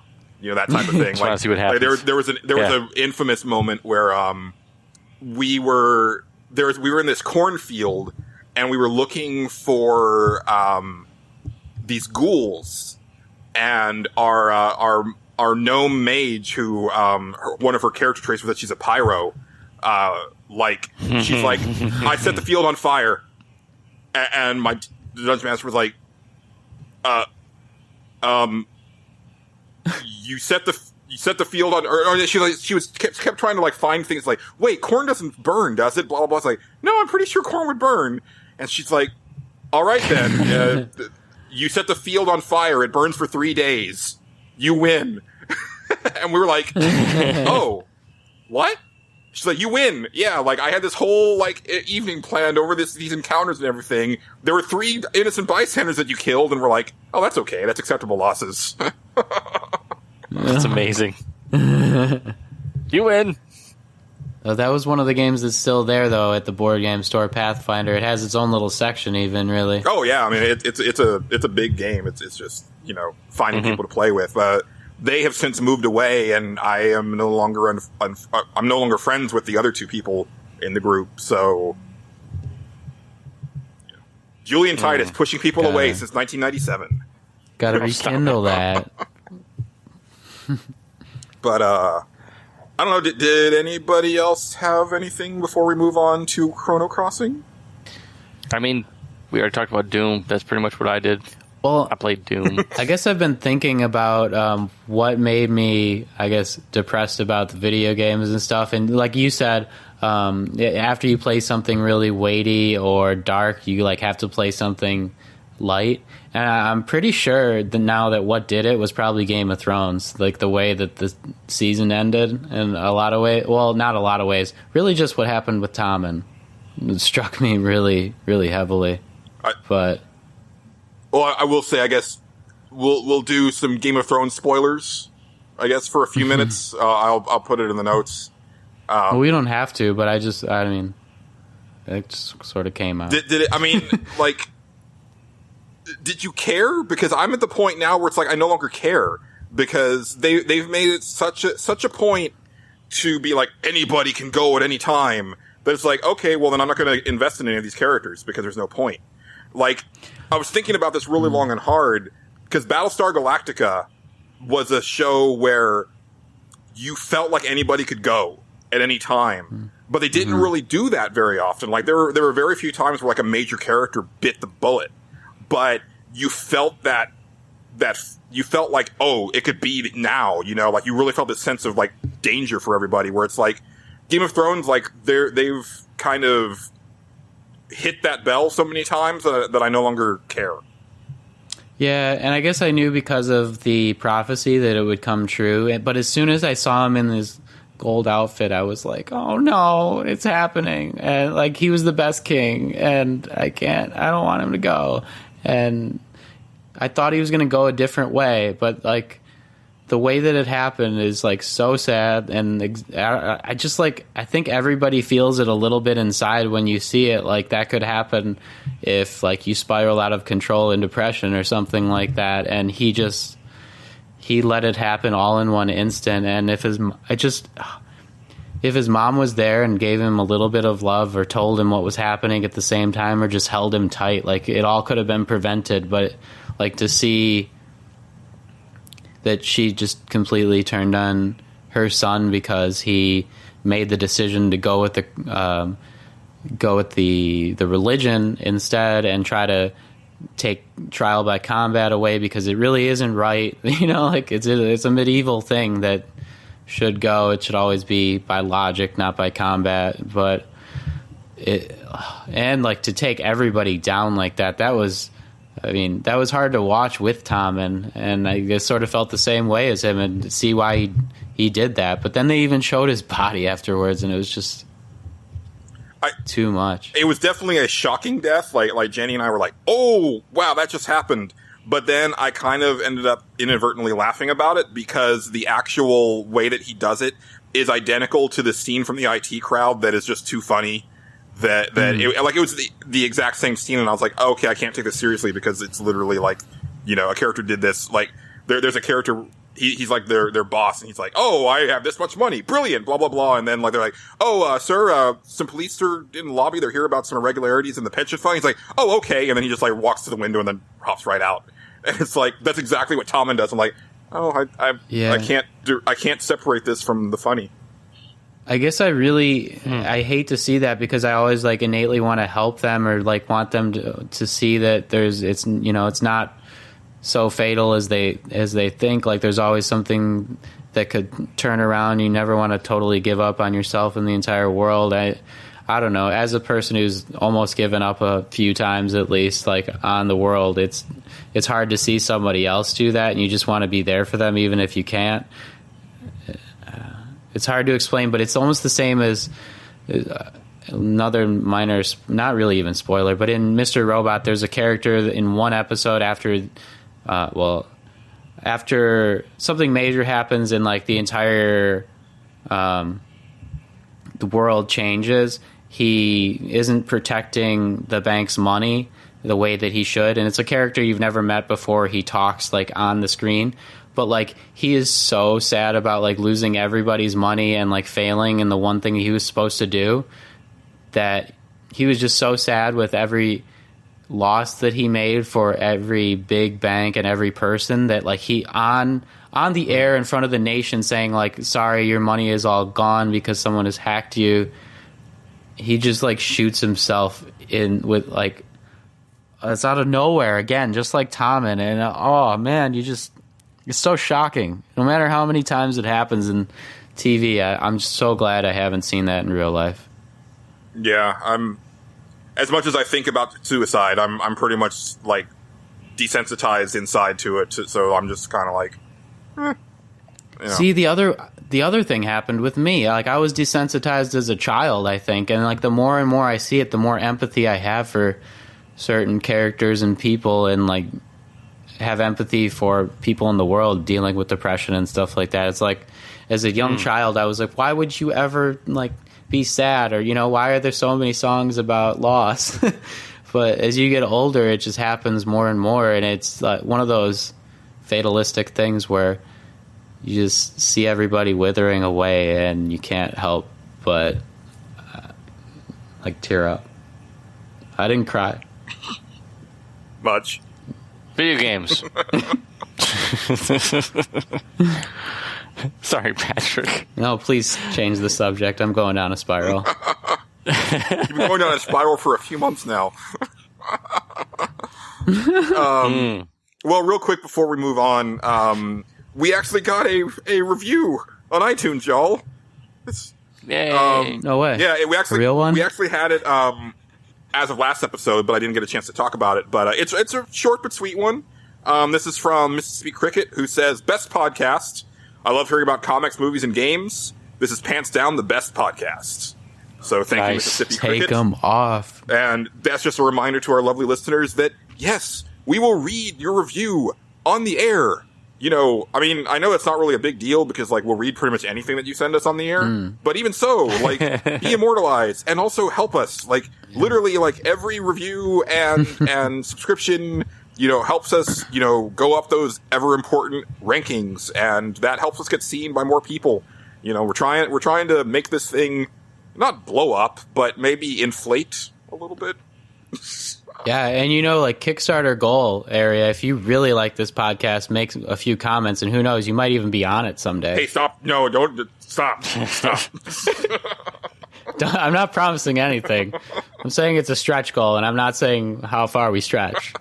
It's a stretch goal for none of the money that we've received. But, oh yeah, if you give us money.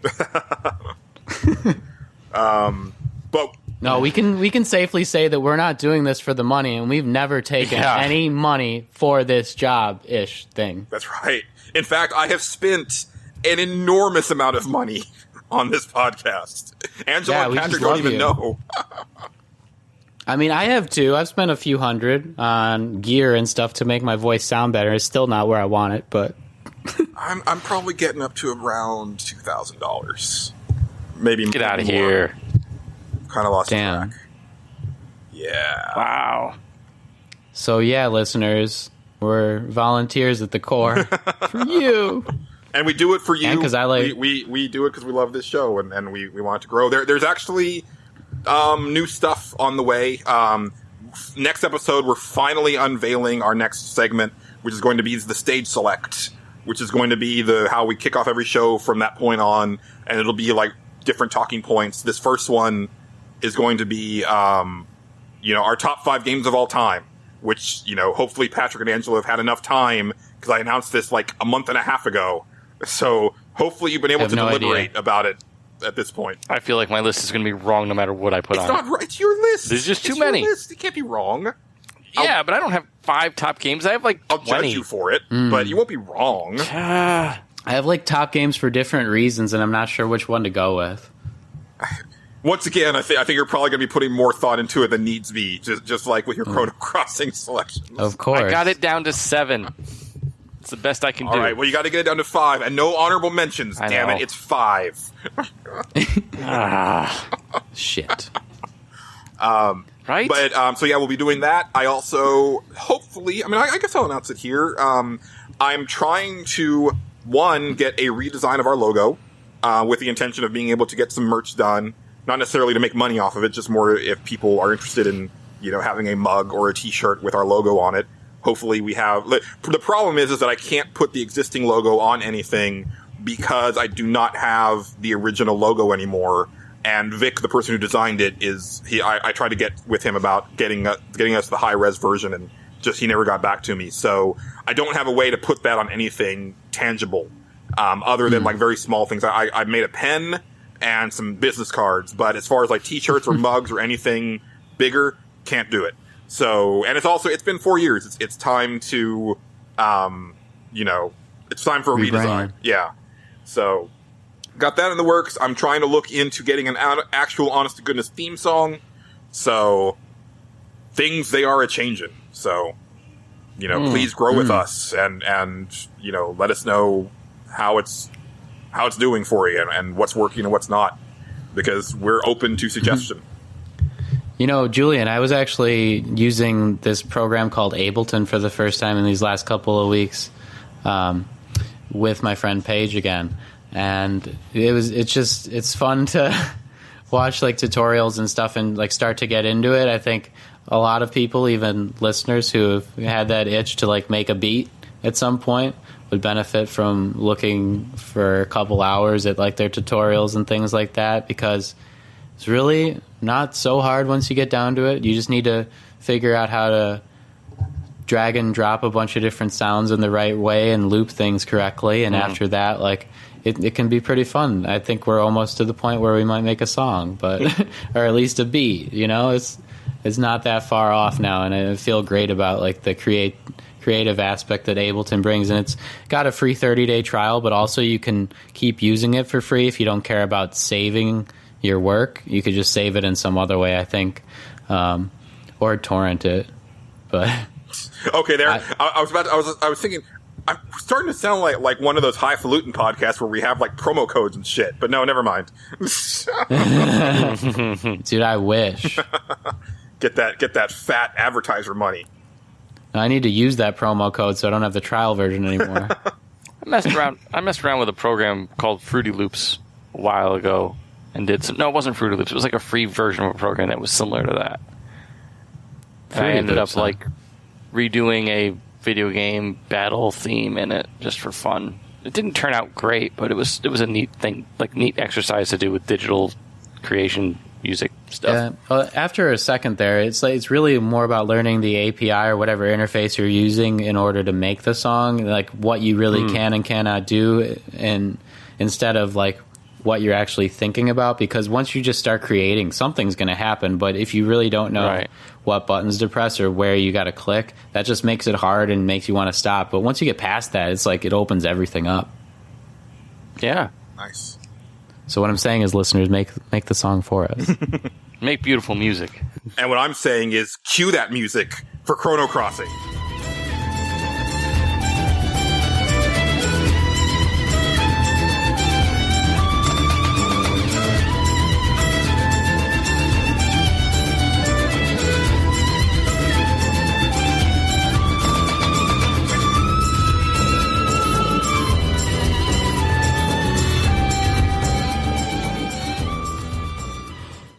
Damn.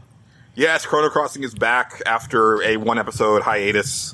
Apologies to everybody who, put in their entries, but we actually got an extra couple entries since then, so it actually worked out. So thanks for your patience. This episode, we're Chrono Crossing back to 2011, and if memory serves, it's time for Patrick to kick this one off. And I think you actually played your hand earlier in the episode. Yeah, totally, because I couldn't help it. It's just like maybe my second favorite game of all time.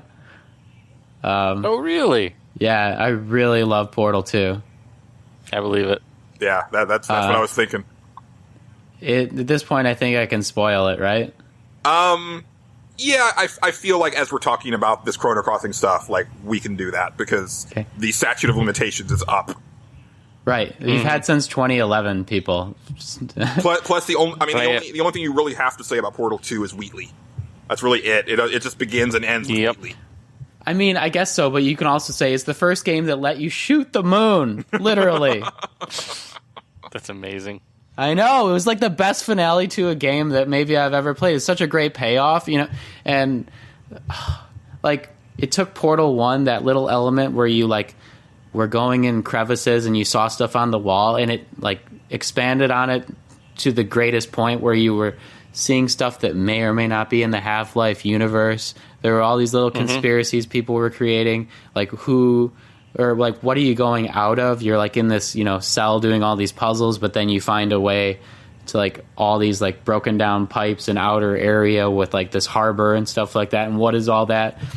It was like one of the first games to scratch that itch for me, where I was like, going through like what a computer wanted me to do, and then being able to misdirect it and feel like I was making my own decision for what I like, how I wanted to move out of the puzzles and stuff like that into the harbor area. But in the end, it is kind of like BioShock, where would you kindly?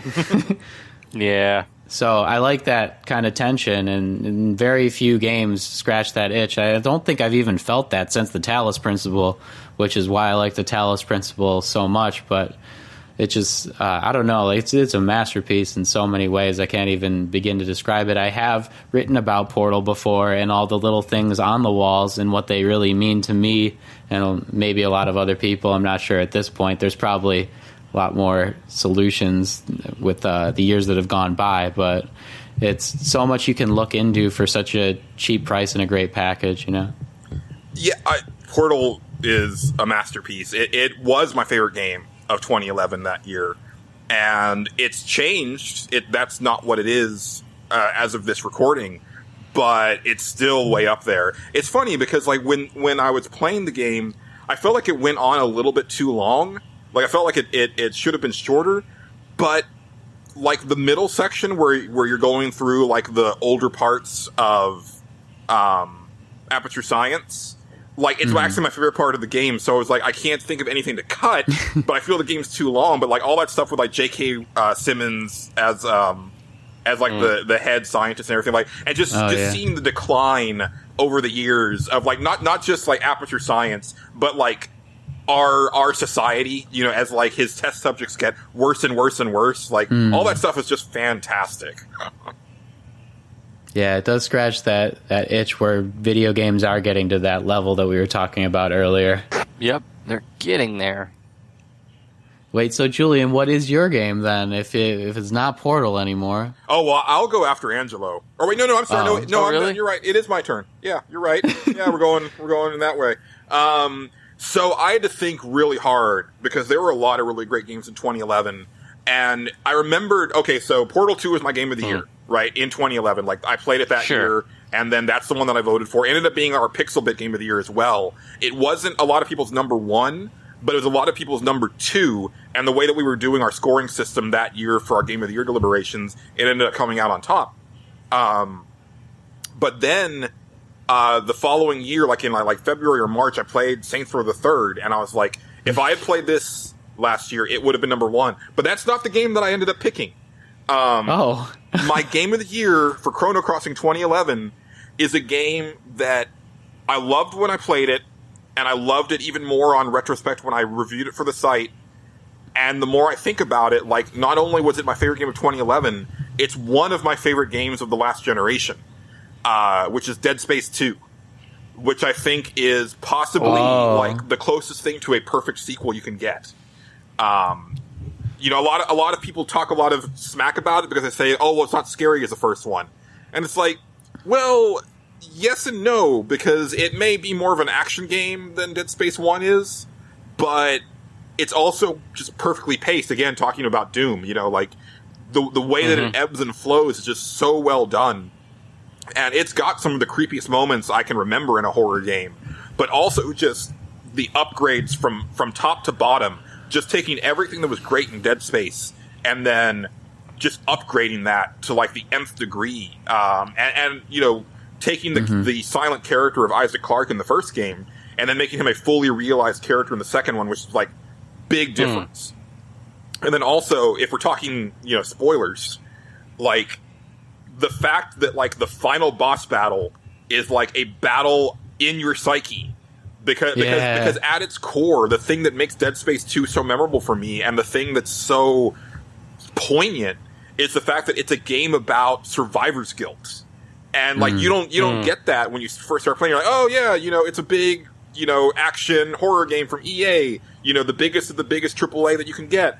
But no, it's actually a very deep and personal feeling story that it like resonates with me, and it you know, I actually would like to go back and replay it, because now that I've actually experienced loss, which I had not had at the time, like, I wonder how it would be for me, you know, if that would like change, you know, my emotions towards the game. But yeah, just a phenomenal game, just top to bottom.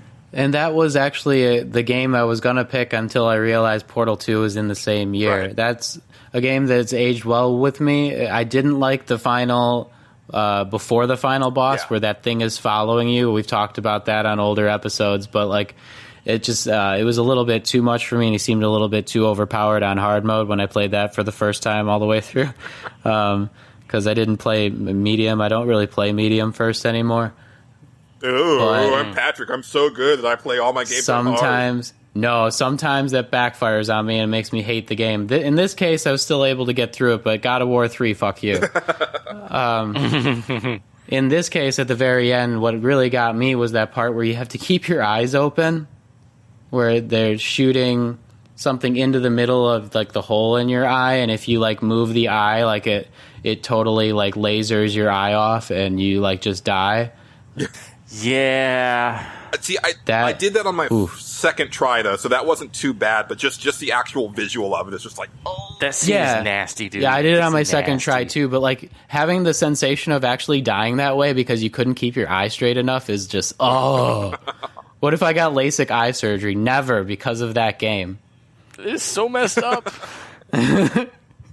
But it's not just that was great about the game either for me. But I didn't even play the first Dead Space. But when you see the original ship, when you go into that part, it's just so dark. And I have no idea what's even going to come out of that space because I didn't play the first game. And I was just like so worried that like, things were going to come back to haunt me that I didn't even know about. And it was in all ways it's probably like the best survival horror game I played. Other than maybe Resident Evil 4 or something, just because of nostalgia factor. And that sequence that you're talking about, like, it's so cool to see a game that big go that long without having something happen. Because normally, you have games like that where it's like, no, something has to be happening like every like other minute. Like you have to have action, but it's like, no, like you're walking on that ship for like a good 30, 40 minutes with like nothing attacking you, and it's just constantly building on that tension of like, something's going to happen. Yeah. Something's going to happen. It hasn't happened yet. I thought it was now. Oh, no, it's not. What's going to What are you doing? And the mechanics of the game, like, they have, like, a pretty unique weapon.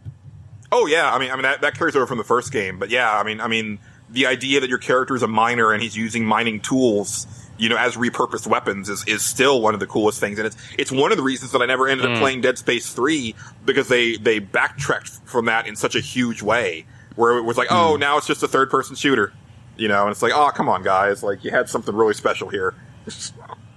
Yeah, and I have a feeling that Dead Space 2 is something that you like even more because they made a sequel the way you wanted to, and I felt a little dig toward Mass Effect in some ways. Oh, we'll probably get there. 2010 is right around the corner.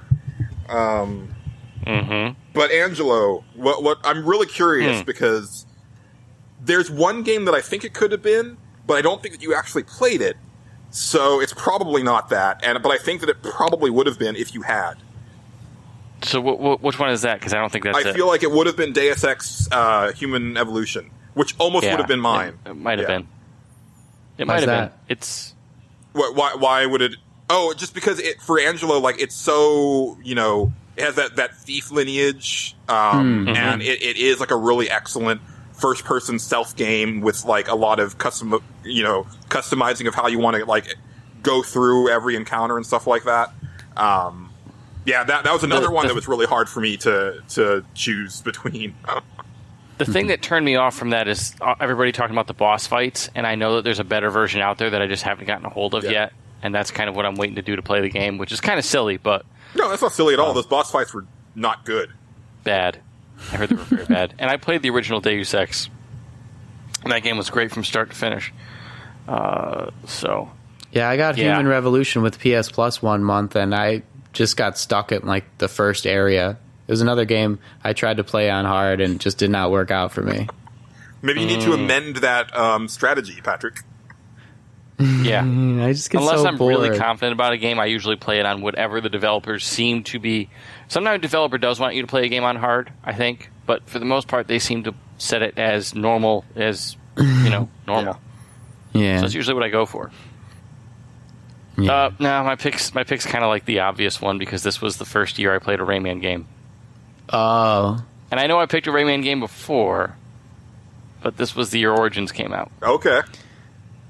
So that was actually my pick because, oh my gosh, I was head over heels for this game. I didn't even know it.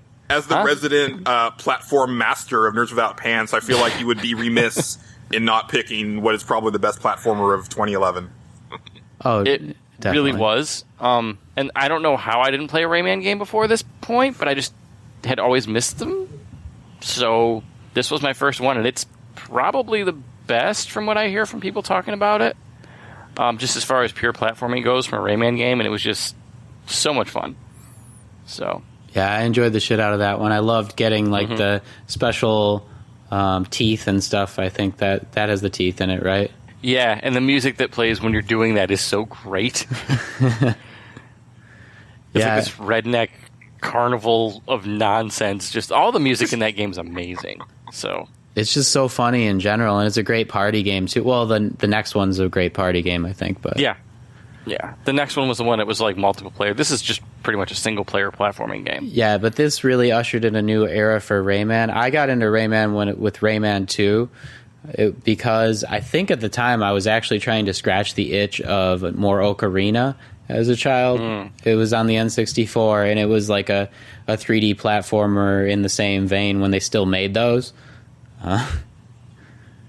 But it was that one was like my favorite of the Rayman games, just because of the nostalgia. And there's like a crazy witch you got to get potions from, I think. But I have a hard time going back and playing 3D platformers that aren't Mario 64. And I know that sounds like a really stupid thing to say. Because Nintendo kind of hit it out of the park on the first try, and then no one's been able to replicate it. Like no one. Like I personally do not believe that there is a 3D platformer that controls as well as Mario 64, including all of the other, like, following Mario games. And even, like, it's so weird because if I play it, it feels a little rough, and, like, it's not even running at 30 frames a second. Like, it's a little chuggy, but somehow it's still like, no, this game is pretty great. And it's real old. The DS port is probably the best way to play it, even though it's not the original, only because like they kind of smoothed it out a lot. And they did all that crazy stuff with the hats, so you can become different characters at different points to do different things. But there's nothing wrong with the original at all, and it still holds up. And going back to Rayman real quick, like also... Oh, yeah. I mean, just a bloody gorgeous game. And I think the first game that did the UbiArts style... it was the first UbiArt game. Yeah, and as far as I know. That's what, eventually led to Valiant Hearts, which is one of my, if we want to talk about affecting game experiences, like, I've talked a couple times on this show about how hard that game hit me, and, that game wouldn't exist without, this is Rayman Legends or Origins? This is Origins was this year, Legends was the next one. Right, okay. I always get them confused. But yeah, that art style is so gorgeous, and I hope that they continue to do stuff with it. Like, I love it when they get experimental, and it's nice to see that, Assassin's Creed is able to fund, like, these other smaller passion projects. Honestly, like, that's where they should do Beyond Good and Evil 2. They should make it like a UbiArts, like, side-scrolling game and make it on the cheap, because it's the only way that game will ever turn a profit. I feel like, in a weird way, that this game informed Donkey Kong Country Tropical Freeze, because I feel like Donkey Kong Country was a good-looking game, but it was like, okay, let's bring back Donkey Kong Country, and Donkey Kong Country was always really good-looking and had really good music, but I feel like in Rayman Origins, like, it kind of all comes together in a way that, like, it leads to more set-piece moments that feature all of this art and all of this music kind of coming together, and then there's like there's a level in Donkey Kong Country Tropical Freeze where, like, you're in an African tundra, and behind you are all these little, I don't know what they're called, but they're like puppets on sticks that are going up and down and, like, doing various things with the music, with the level. Like, that, I almost feel like somebody took a look at Rayman Origins and went, we did really good, but we kind of have to step our game up a little bit. And they kind of answered it in that way. So it's cool that it seems like it made an impact on this sort of niche genre that I feel like very few people are still really, really, really into. But it did, so. Yeah, I was really hoping we'd get back to that, and not even just 2D platformers, but 3D as well, which is even harder to find these days, but it's like maybe with Yooka-Laylee. I thought it would happen with Ratchet and Clank, like the platformer craze would come back, but I guess the movie wasn't so good. Well, if Mario can't do it, nobody can. And I mean, the Mario Galaxy games are some of the best 3D platformers out there. They're like the only 3D platformers besides Mirror's Edge that I really loved. And Mario 64, which we just talked about, because I really don't like 3D platformers a whole lot for whatever reason. But Mirror's Edge is excellent. The Mario Galaxy games are both excellent. But it's a hard... I don't know what it is about 3D platformers, but that seems to be a tough thing to nail. And even the new Mirror's Edge, from what I heard and from what we talked about, may have been passable, but it didn't nail it like the first one did, Right. And it's even possible, like I was thinking about that it probably is absolutely fine, but the wowness factor isn't there anymore because we have Mirror's Edge. Right. Yeah. Well, excellent. Of course, we had some feedback from our listeners, which is, one of the main reasons that we do this segment, because it's nice to hear from all of y'all. You can always tweet us your Chrono Crossing picks at NWPcast, which is where the next couple come from. The first one comes from Bob over at TNB Podcast. You can follow him at BG Bronson. He says 2011 was Dark Souls. If anyone says any different, they're wrong. Oh, that was a good one too. Adam Sexton over on Twitter at AvidCrajam says Skyrim. My entry into the Elder Scrolls games, beautifully detailed world, amazing music, so immersive. Also, dragons. Mm-hmm. Which, Fus Roda and all that stuff. I have some sort of weird mental block when it comes to Bethesda games. I'm trying with Fallout 4, but hasn't happened yet. So we'll see. I have yet to play one that I really, was able to sink my teeth into. Yeah. They're real hit or miss with me too. Like Morrowind was one of my all-time favorite games, but then I did not like Oblivion. I liked Fallout 3, but Fallout 4 didn't really leap out to me in any particular way. It's kind of strange. Right. Yeah, it's the combat for me mostly. It just feels really soft, but we'll see. I've only played like an hour of Fallout 4, so I can't judge based on that. Those are good picks so far, though, in my opinion. Oh, yeah. I mean, I can totally get why these are. I get why people love Skyrim. For a lot of people, this is their first open world Bethesda game. Yeah. And man, I think really the reason I love Morrowind so much is because it was my first one. Same. And all these other ones are just sort of like, oh, this again in a different sort of environment. So Same. Skyrim was crazy at how well it sold. I remember when Assassin's Creed 1 came out, and I remember looking at it, I was like, oh, this looks fine. And then it sold like a bajillion copies, and I was like, holy crap, how did that happen? And it's the same thing with Skyrim, where it was like, oh, it's another one of those. It'll probably do, it's a couple million or whatever, and it's like, 15, 20 million units later, like, it's basically like a genre by itself. Like, it's like the Skyrim genre. Mm-hmm. Yeah, the Elder Scrolls genre. No, but Skyrim in particular, like, it's almost like Skyrim it's like, it did well enough that they could make Skyrim 2. You know what I mean? Like, and then, it would be like the Call of Duty, Modern Warfare thing, where it's like, it was Call of Duty 4, Modern Warfare, and then Call of Duty Modern Warfare 2. Like, that's how big Skyrim was, that they could do that. It could be Skyrim 2, an Elder Scrolls game. But that's the other thing. Like, who calls Morrowind Elder Scrolls 3? Right. No, you're right. No one. So that's the funny thing is they have this franchise, but nobody knows the franchise by the franchise title, which is kind of scary if you're in Bethesda's marketing department. So yeah, that's why the online version didn't do so well, I think. Plus the bugs, because everything else was there. That's a really good point, Patrick. Because people were like, "What's Elder Scrolls?" That's a really good point. Yeah, that's weird. And they said the next one is very far off too. They're still going to that well. They're trying to change things, but I think they need more of advertising out there, not to put the Elder Scrolls in little letters, maybe, because all my friends who really love Skyrim never played Morrowind. Well, I think there's also, and this is going to sound kind of mean, but I'm going to come out and say it.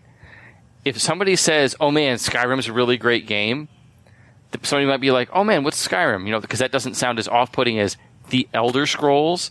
That sounds like some super nerdy D&D stuff. You know what I mean? Like, maybe that's also part of it, and that's why people are calling it that instead of Elder Scrolls, because it's a little more... It's a little less uber nerd. No, I don't totally care one way or the other. I mean, there's a reason why Kingdoms of Amalur: Reckoning didn't fly off the shelves, and a large part of that is that name is a mouthful. Yeah. And Kurt Schilling owned the company. Ooh. Not a Red Sox fan? No, he's a racist. What? He makes terrible comments about people on the air, and he got fired. I didn't know this, but I don't really listen to Curt Schilling because I'm not a Red Sox fan. No, he was on national TV though for a couple of years, and ESPN took him off it. I think because of disparaging comments. Like, I don't even remember, but he had to delete a couple of tweets and stuff like that. I don't want to like slander him without saying, but I do like the way he pitches. He's got great form. Sure. And I think that he probably had great form in his video game as well. Well, fortunately, he was more involved with the MMO project of that company than Amalur, so I still don't mind playing that game. Over in the comments at pixelbit.com, we have a lot more feedback. You can always go there. Usually what it'll be is like the current episode, you can leave your comments for our next episode's Chrono Crossing is the way it works. So Night Driver says, the summer of 2011 was when I started playing the Gears of War games, 1 and 2, and found them to be really fun. Then for the last part of the year and several months into 2012, I played Gears of War 3. Horde mode was so addictive, and that is a game that I really need to play. I loved Gears of War 1 and 2, and I've only played a few hours of Gears of War 3, and I already know, like, the big reveal, like, the big, like, moment of Gears of War 3, but I still want to see it to completion, because I think that series doesn't get enough credit for some of the storytelling stuff that it does. And we actually talked about that back when Liana Kurzer was on, in terms of, like, dealing with loss and emotion in video games. So, that's definitely a game that I need to finish. Just need to find the time. Fire in the Hole says, for Chrono Crossing 2011 edition, I just want to say there are a bunch of huge games that came out that year. This is true. He says, unfortunately, I didn't play much of them. Let's see, Uncharted 3, Drake's Deception was the only game I completed looking through the options. And I did like that game very much, so that is my choice. The multiplayer was pretty awesome, the graphics were gorgeous, and the gameplay was familiar, yet tweaked enough to feel fresh. And that's a worthy choice. I like the fact that he ended up going with the one that he finished. Because I do think that that's kind of a mark of, like, what ends up being your favorite game is, like, if you played a bunch of these different games, but you didn't end up finishing them, then could it really be your favorite game that year? So that I like that. I like that he held himself to that, because I could definitely see somebody picking something that they hadn't actually finished just because maybe what they did play of it, hit them really hard. But to me, it's like, well, if something affected you that much, then you probably want to finish it, unless there was like something weird, like your memory card got stolen or your hard drive fried or something like that. There's a lot. Sorry, 5 games that came out this year, which is kind of crazy. Yes. I don't know how many I finished, but I did finish Uncharted 3 as well, and I liked a lot about it, like the story elements where they introduced Sam, the brother. We got a lot of backstory on Sully and Drake. But just something compared to the second one wasn't as epic at all. And I spent so much time and invested so much in the second one that no matter what the third one was going to be, it was going to let me down. Even though it's like more beautiful, the second one was still, pretty enough for me at the time. And it, like, I don't know, the story and just the going from 1 to 2 like they did and like expanding upon their own mechanics in such a great way made that like the formula for Naughty Dog for the next 10 years, because we're playing the same game right now. I don't know if it's a good thing or a bad thing. Originally, it was a good thing.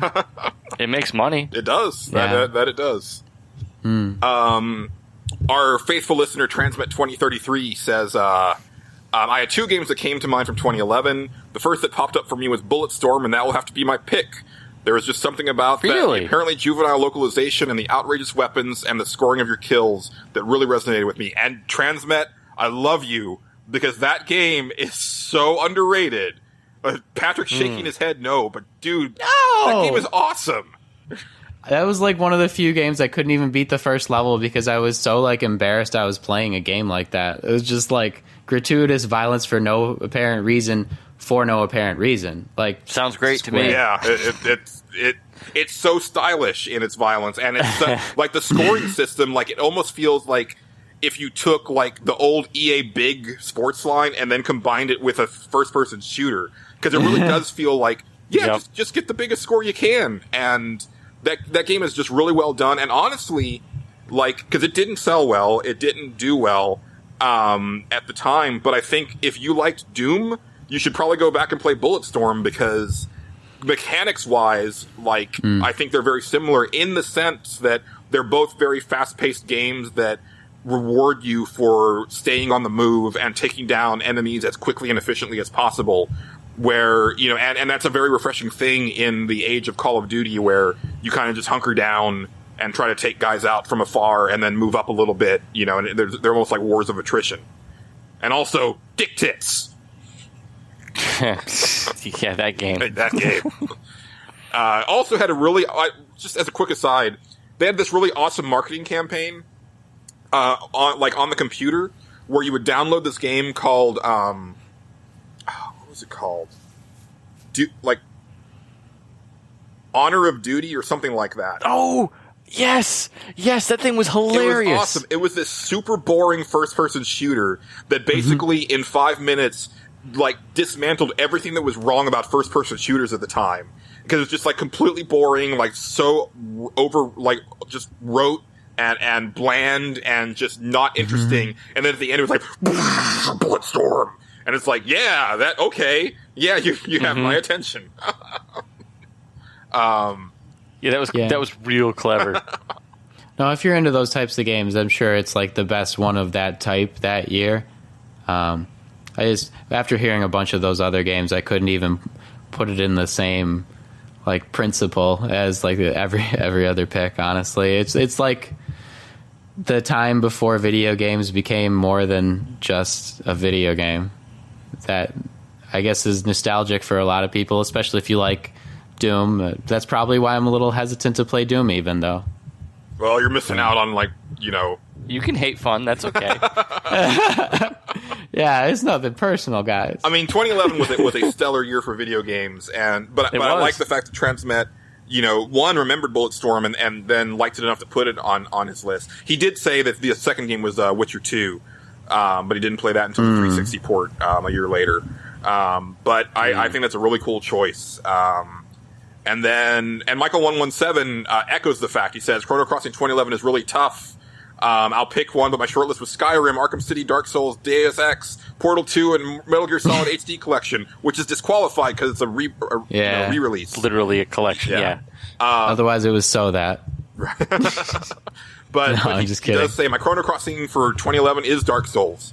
Dark Souls made me totally rethink how games could respect the intelligence of players and demand more learning and proficiency from them in order to progress. Another reason Dark Souls is a big deal is because it encouraged me to play games I never would have tried otherwise, and helped me develop skills to finish games I had thought were too overwhelming. After years of giving up on the Resident Evil 1 remake, I finally finished it, and loved it because of lessons I learned in Dark Souls, namely patience, cautious exploration, and perseverance when things don't go my way. And finally, I would have never tried Spelunky without being informed by Dark Souls first, and where would life be without Spelunky? And I know, just from talking to Michael, that is that is to him what Diablo 3 is to me. Just that game that's in constant rotation. So, yeah. Fair. I'm going to need to get him on my Spelunky team because I don't know if I'll ever beat that game. It doesn't feel as good to me as Rogue Legacy does. Just on its face. So it does feel a little bit loose, like you could die in any way. Yeah, and I feel like I have less control over actually taking out enemies. Where Rogue Legacy, I felt like, oh no, I can kill anything, if I'm nimble enough, Yeah, some of these you gotta just go away from. It's you can't kill some of them. You can't jump on top of some of the later enemies if you don't have a freeze ray or something. You're really screwed. Or a jetpack. If you don't have a jetpack, it really makes it hard. You got to get the right power-ups, but there's so much good about it. There's secrets in the game that you can find, where you can. There's one zombie level that keeps happening every so often that's hilarious because there's different gravestones and one of them says Ash. Oh, nice. Yeah, and underneath it there's always what's his weapon? Chainsaw? Oh yeah. Oh no, never mind. He had a chainsaw. He had a chainsaw and a shotgun. I was gonna say the sawed-off shotgun. Yeah. or something like that. But yeah, that's the one you can get. You can't do chainsaws in that for Is it obvious called reasons. Boomstick? Because if not, this is a mistake. I'll have to check that next time. But the upgrades are so fun. You can get a cape just like Super Mario World or something like that. And there's a guy that like sells all the upgrades, and you can piss him off. But if you piss him off, it'll piss all of his brothers off, and you can't buy any upgrades from him. And it's a lot easier. It's one of those games a lot easier on Vita than it is on PlayStation. So you might want to play it that way. And it's also easier to play by yourself sometimes. I've tried to play with 2 other people who didn't really know what they were doing. And yeah, just like everybody's jumping everywhere and dying like in 3 seconds. It's hilarious. I love that about it. I don't play it because I think I'm going to win. I play it because I want to see how I'm going to die this time. But you couldn't play it in 2011, so we're going to move on. Right. We also have an entry from Casey, Pixelbit staff writer. He says, Chrono Crossing is really close for me between 2 games. Since one of them is Dark Souls and everybody will be talking about it, I'm going to pick Kirby's Return to Dreamland. It's my favorite 2D platformer of the 7th gen. The mechanics felt very similar to Super Smash Brothers. Okay, that's weird. Okay. But built with a Kirby game, which made it feel unbelievably polished and addicting. He goes on to say, Kirby's new super abilities were also a blast to use and gave some fun optional puzzles which led to secret areas. The secret areas were surprisingly tough and gave me a very fun challenge that was completely optional, which many Kirby games have tried but none have succeeded as well as Return to Dreamland. I actually haven't talked about it yet on the show, but like I feel that way with Kirby Planet Robobot, where it's super easy, but then you get into like getting the secrets, and it's like a lot more challenging and satisfying that way. So there's that, and then there is one final entry.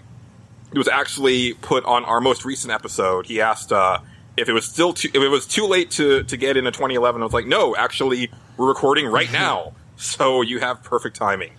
Wow. So that is from Daft Man. He says, oh, excellent. He says, mine is Deus Ex Human Revolution. I love cyberpunk stuff, and I think the story and player augments are done really well.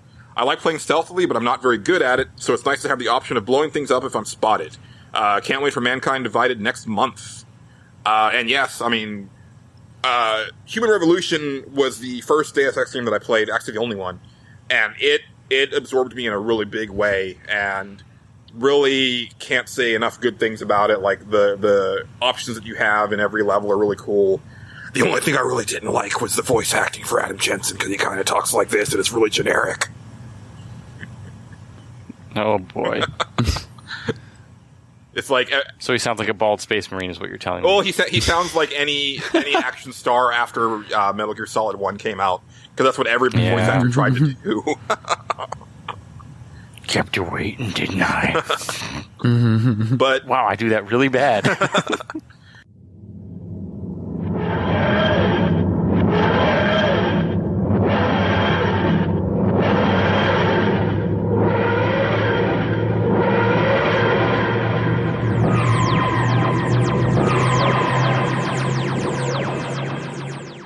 But that's going to do it for this edition of Chrono Crossing. Thank you all who pitched in. We love to hear from y'all, and again, that's the reason that we've kind of introduced this, is to make the show more interactive. So obviously next episode we will be Chrono Crossing into 2010, which is another really huge year for video games, guys. I don't know if you've looked, but it's big. But this is actually one of those years where I don't have to look, so it's already locked in. Oh yeah. Wow. It's the year I graduated college. Excellent. And yet you're still... It's not the year I graduated college. And also, I mean, this should go without saying, but if you also want to pitch into our upcoming Stage Select section, you can do that as well, which for this next episode, or the inaugural edition of Stage Select, will be top 5 games of all time. So you can send those in the comments, or you can tweet them at NWPcast. Just be sure that you're specifying that it's for Stage Select.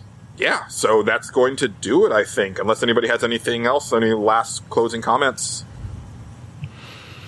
I'm just surprised you haven't mentioned Corpse Party. That came out that year. There were a lot of really good games that year. There were a lot of really good... I mentioned that there were 5 games that came out this year that I actually played from start to finish all the way through, which is really weird. I like considering how many games are in my backlog. I like how you say that because, like, you know, for me, it's like 5 games. That's a really slow year, you know. But as it is, it's probably going to end up being something like 4 or 5 games for me this year, unless I just go into overdrive for the back half of the year. It's probably not going to be many more games. Yeah. Yeah. I guess I would say, just in closing comments, be careful when you play Pokemon Go, and it's not worth it. Yeah, man, we shouldn't have to tell you that. And that's actually the PSA that our police department, the Texas Department of Transportation said. And they were basically like, we shouldn't have to tell you this. And that was their hashtag. And they're like, but listen, like, don't play Pokemon Go when you're driving, you know, look both ways, you know, like, basically pay attention. And yeah, like, just exercise a little bit of common sense. You know, that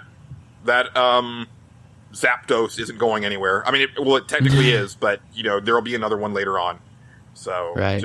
You're not number one in the entire world. You could wait to get the next one. There's some people who have all the Pokemon already. It's ridiculous. Yeah. But I want to be the best. Well, it's too late. No one was before. It's already too late. I don't even know if I said that right. It's close enough. Okay, cool. All right, so yeah, that is going to do it. For myself, Patrick, and Angelo, thanks for listening. Rate us and review us on iTunes, please. We'll read them on the air. And keep it pantsless, Internet. Goodbye. Man, Catherine came out that year. Oh, I know, dude. It was a oh my gosh, good year. It was a good year. It was amazing. Oh, there are more. Really? Wait. I'm immediately sorry that I asked. We've got Jiggly Stuff, Adam's Apple, Frog Nut, Water Bottle, Candy Ass, Track Lighting, Piccadilly Man, Lamborghini Pig, Art Student, Tinklebird, Flavor Saver, Train Lick, Coffee Munch, Poodle Hat, Data Plan, Wonder Nug, Teletubby, Raver Mouse, Milk Stain, Yoga Fish, Old Person, Freeze Clump, Pony Squirt, Oily Shorts, Dad Sweater, Papa Squad, Hairy Stump, Wet Socks, Shatter Nut, Noodle Arm Shirt. They're running out of ideas and I can't take any more. Don't worry, there's only a couple left. How many? 300,064. No. Single Dink, Cuddly Death, Argument, Pillow Bite, Troublesome,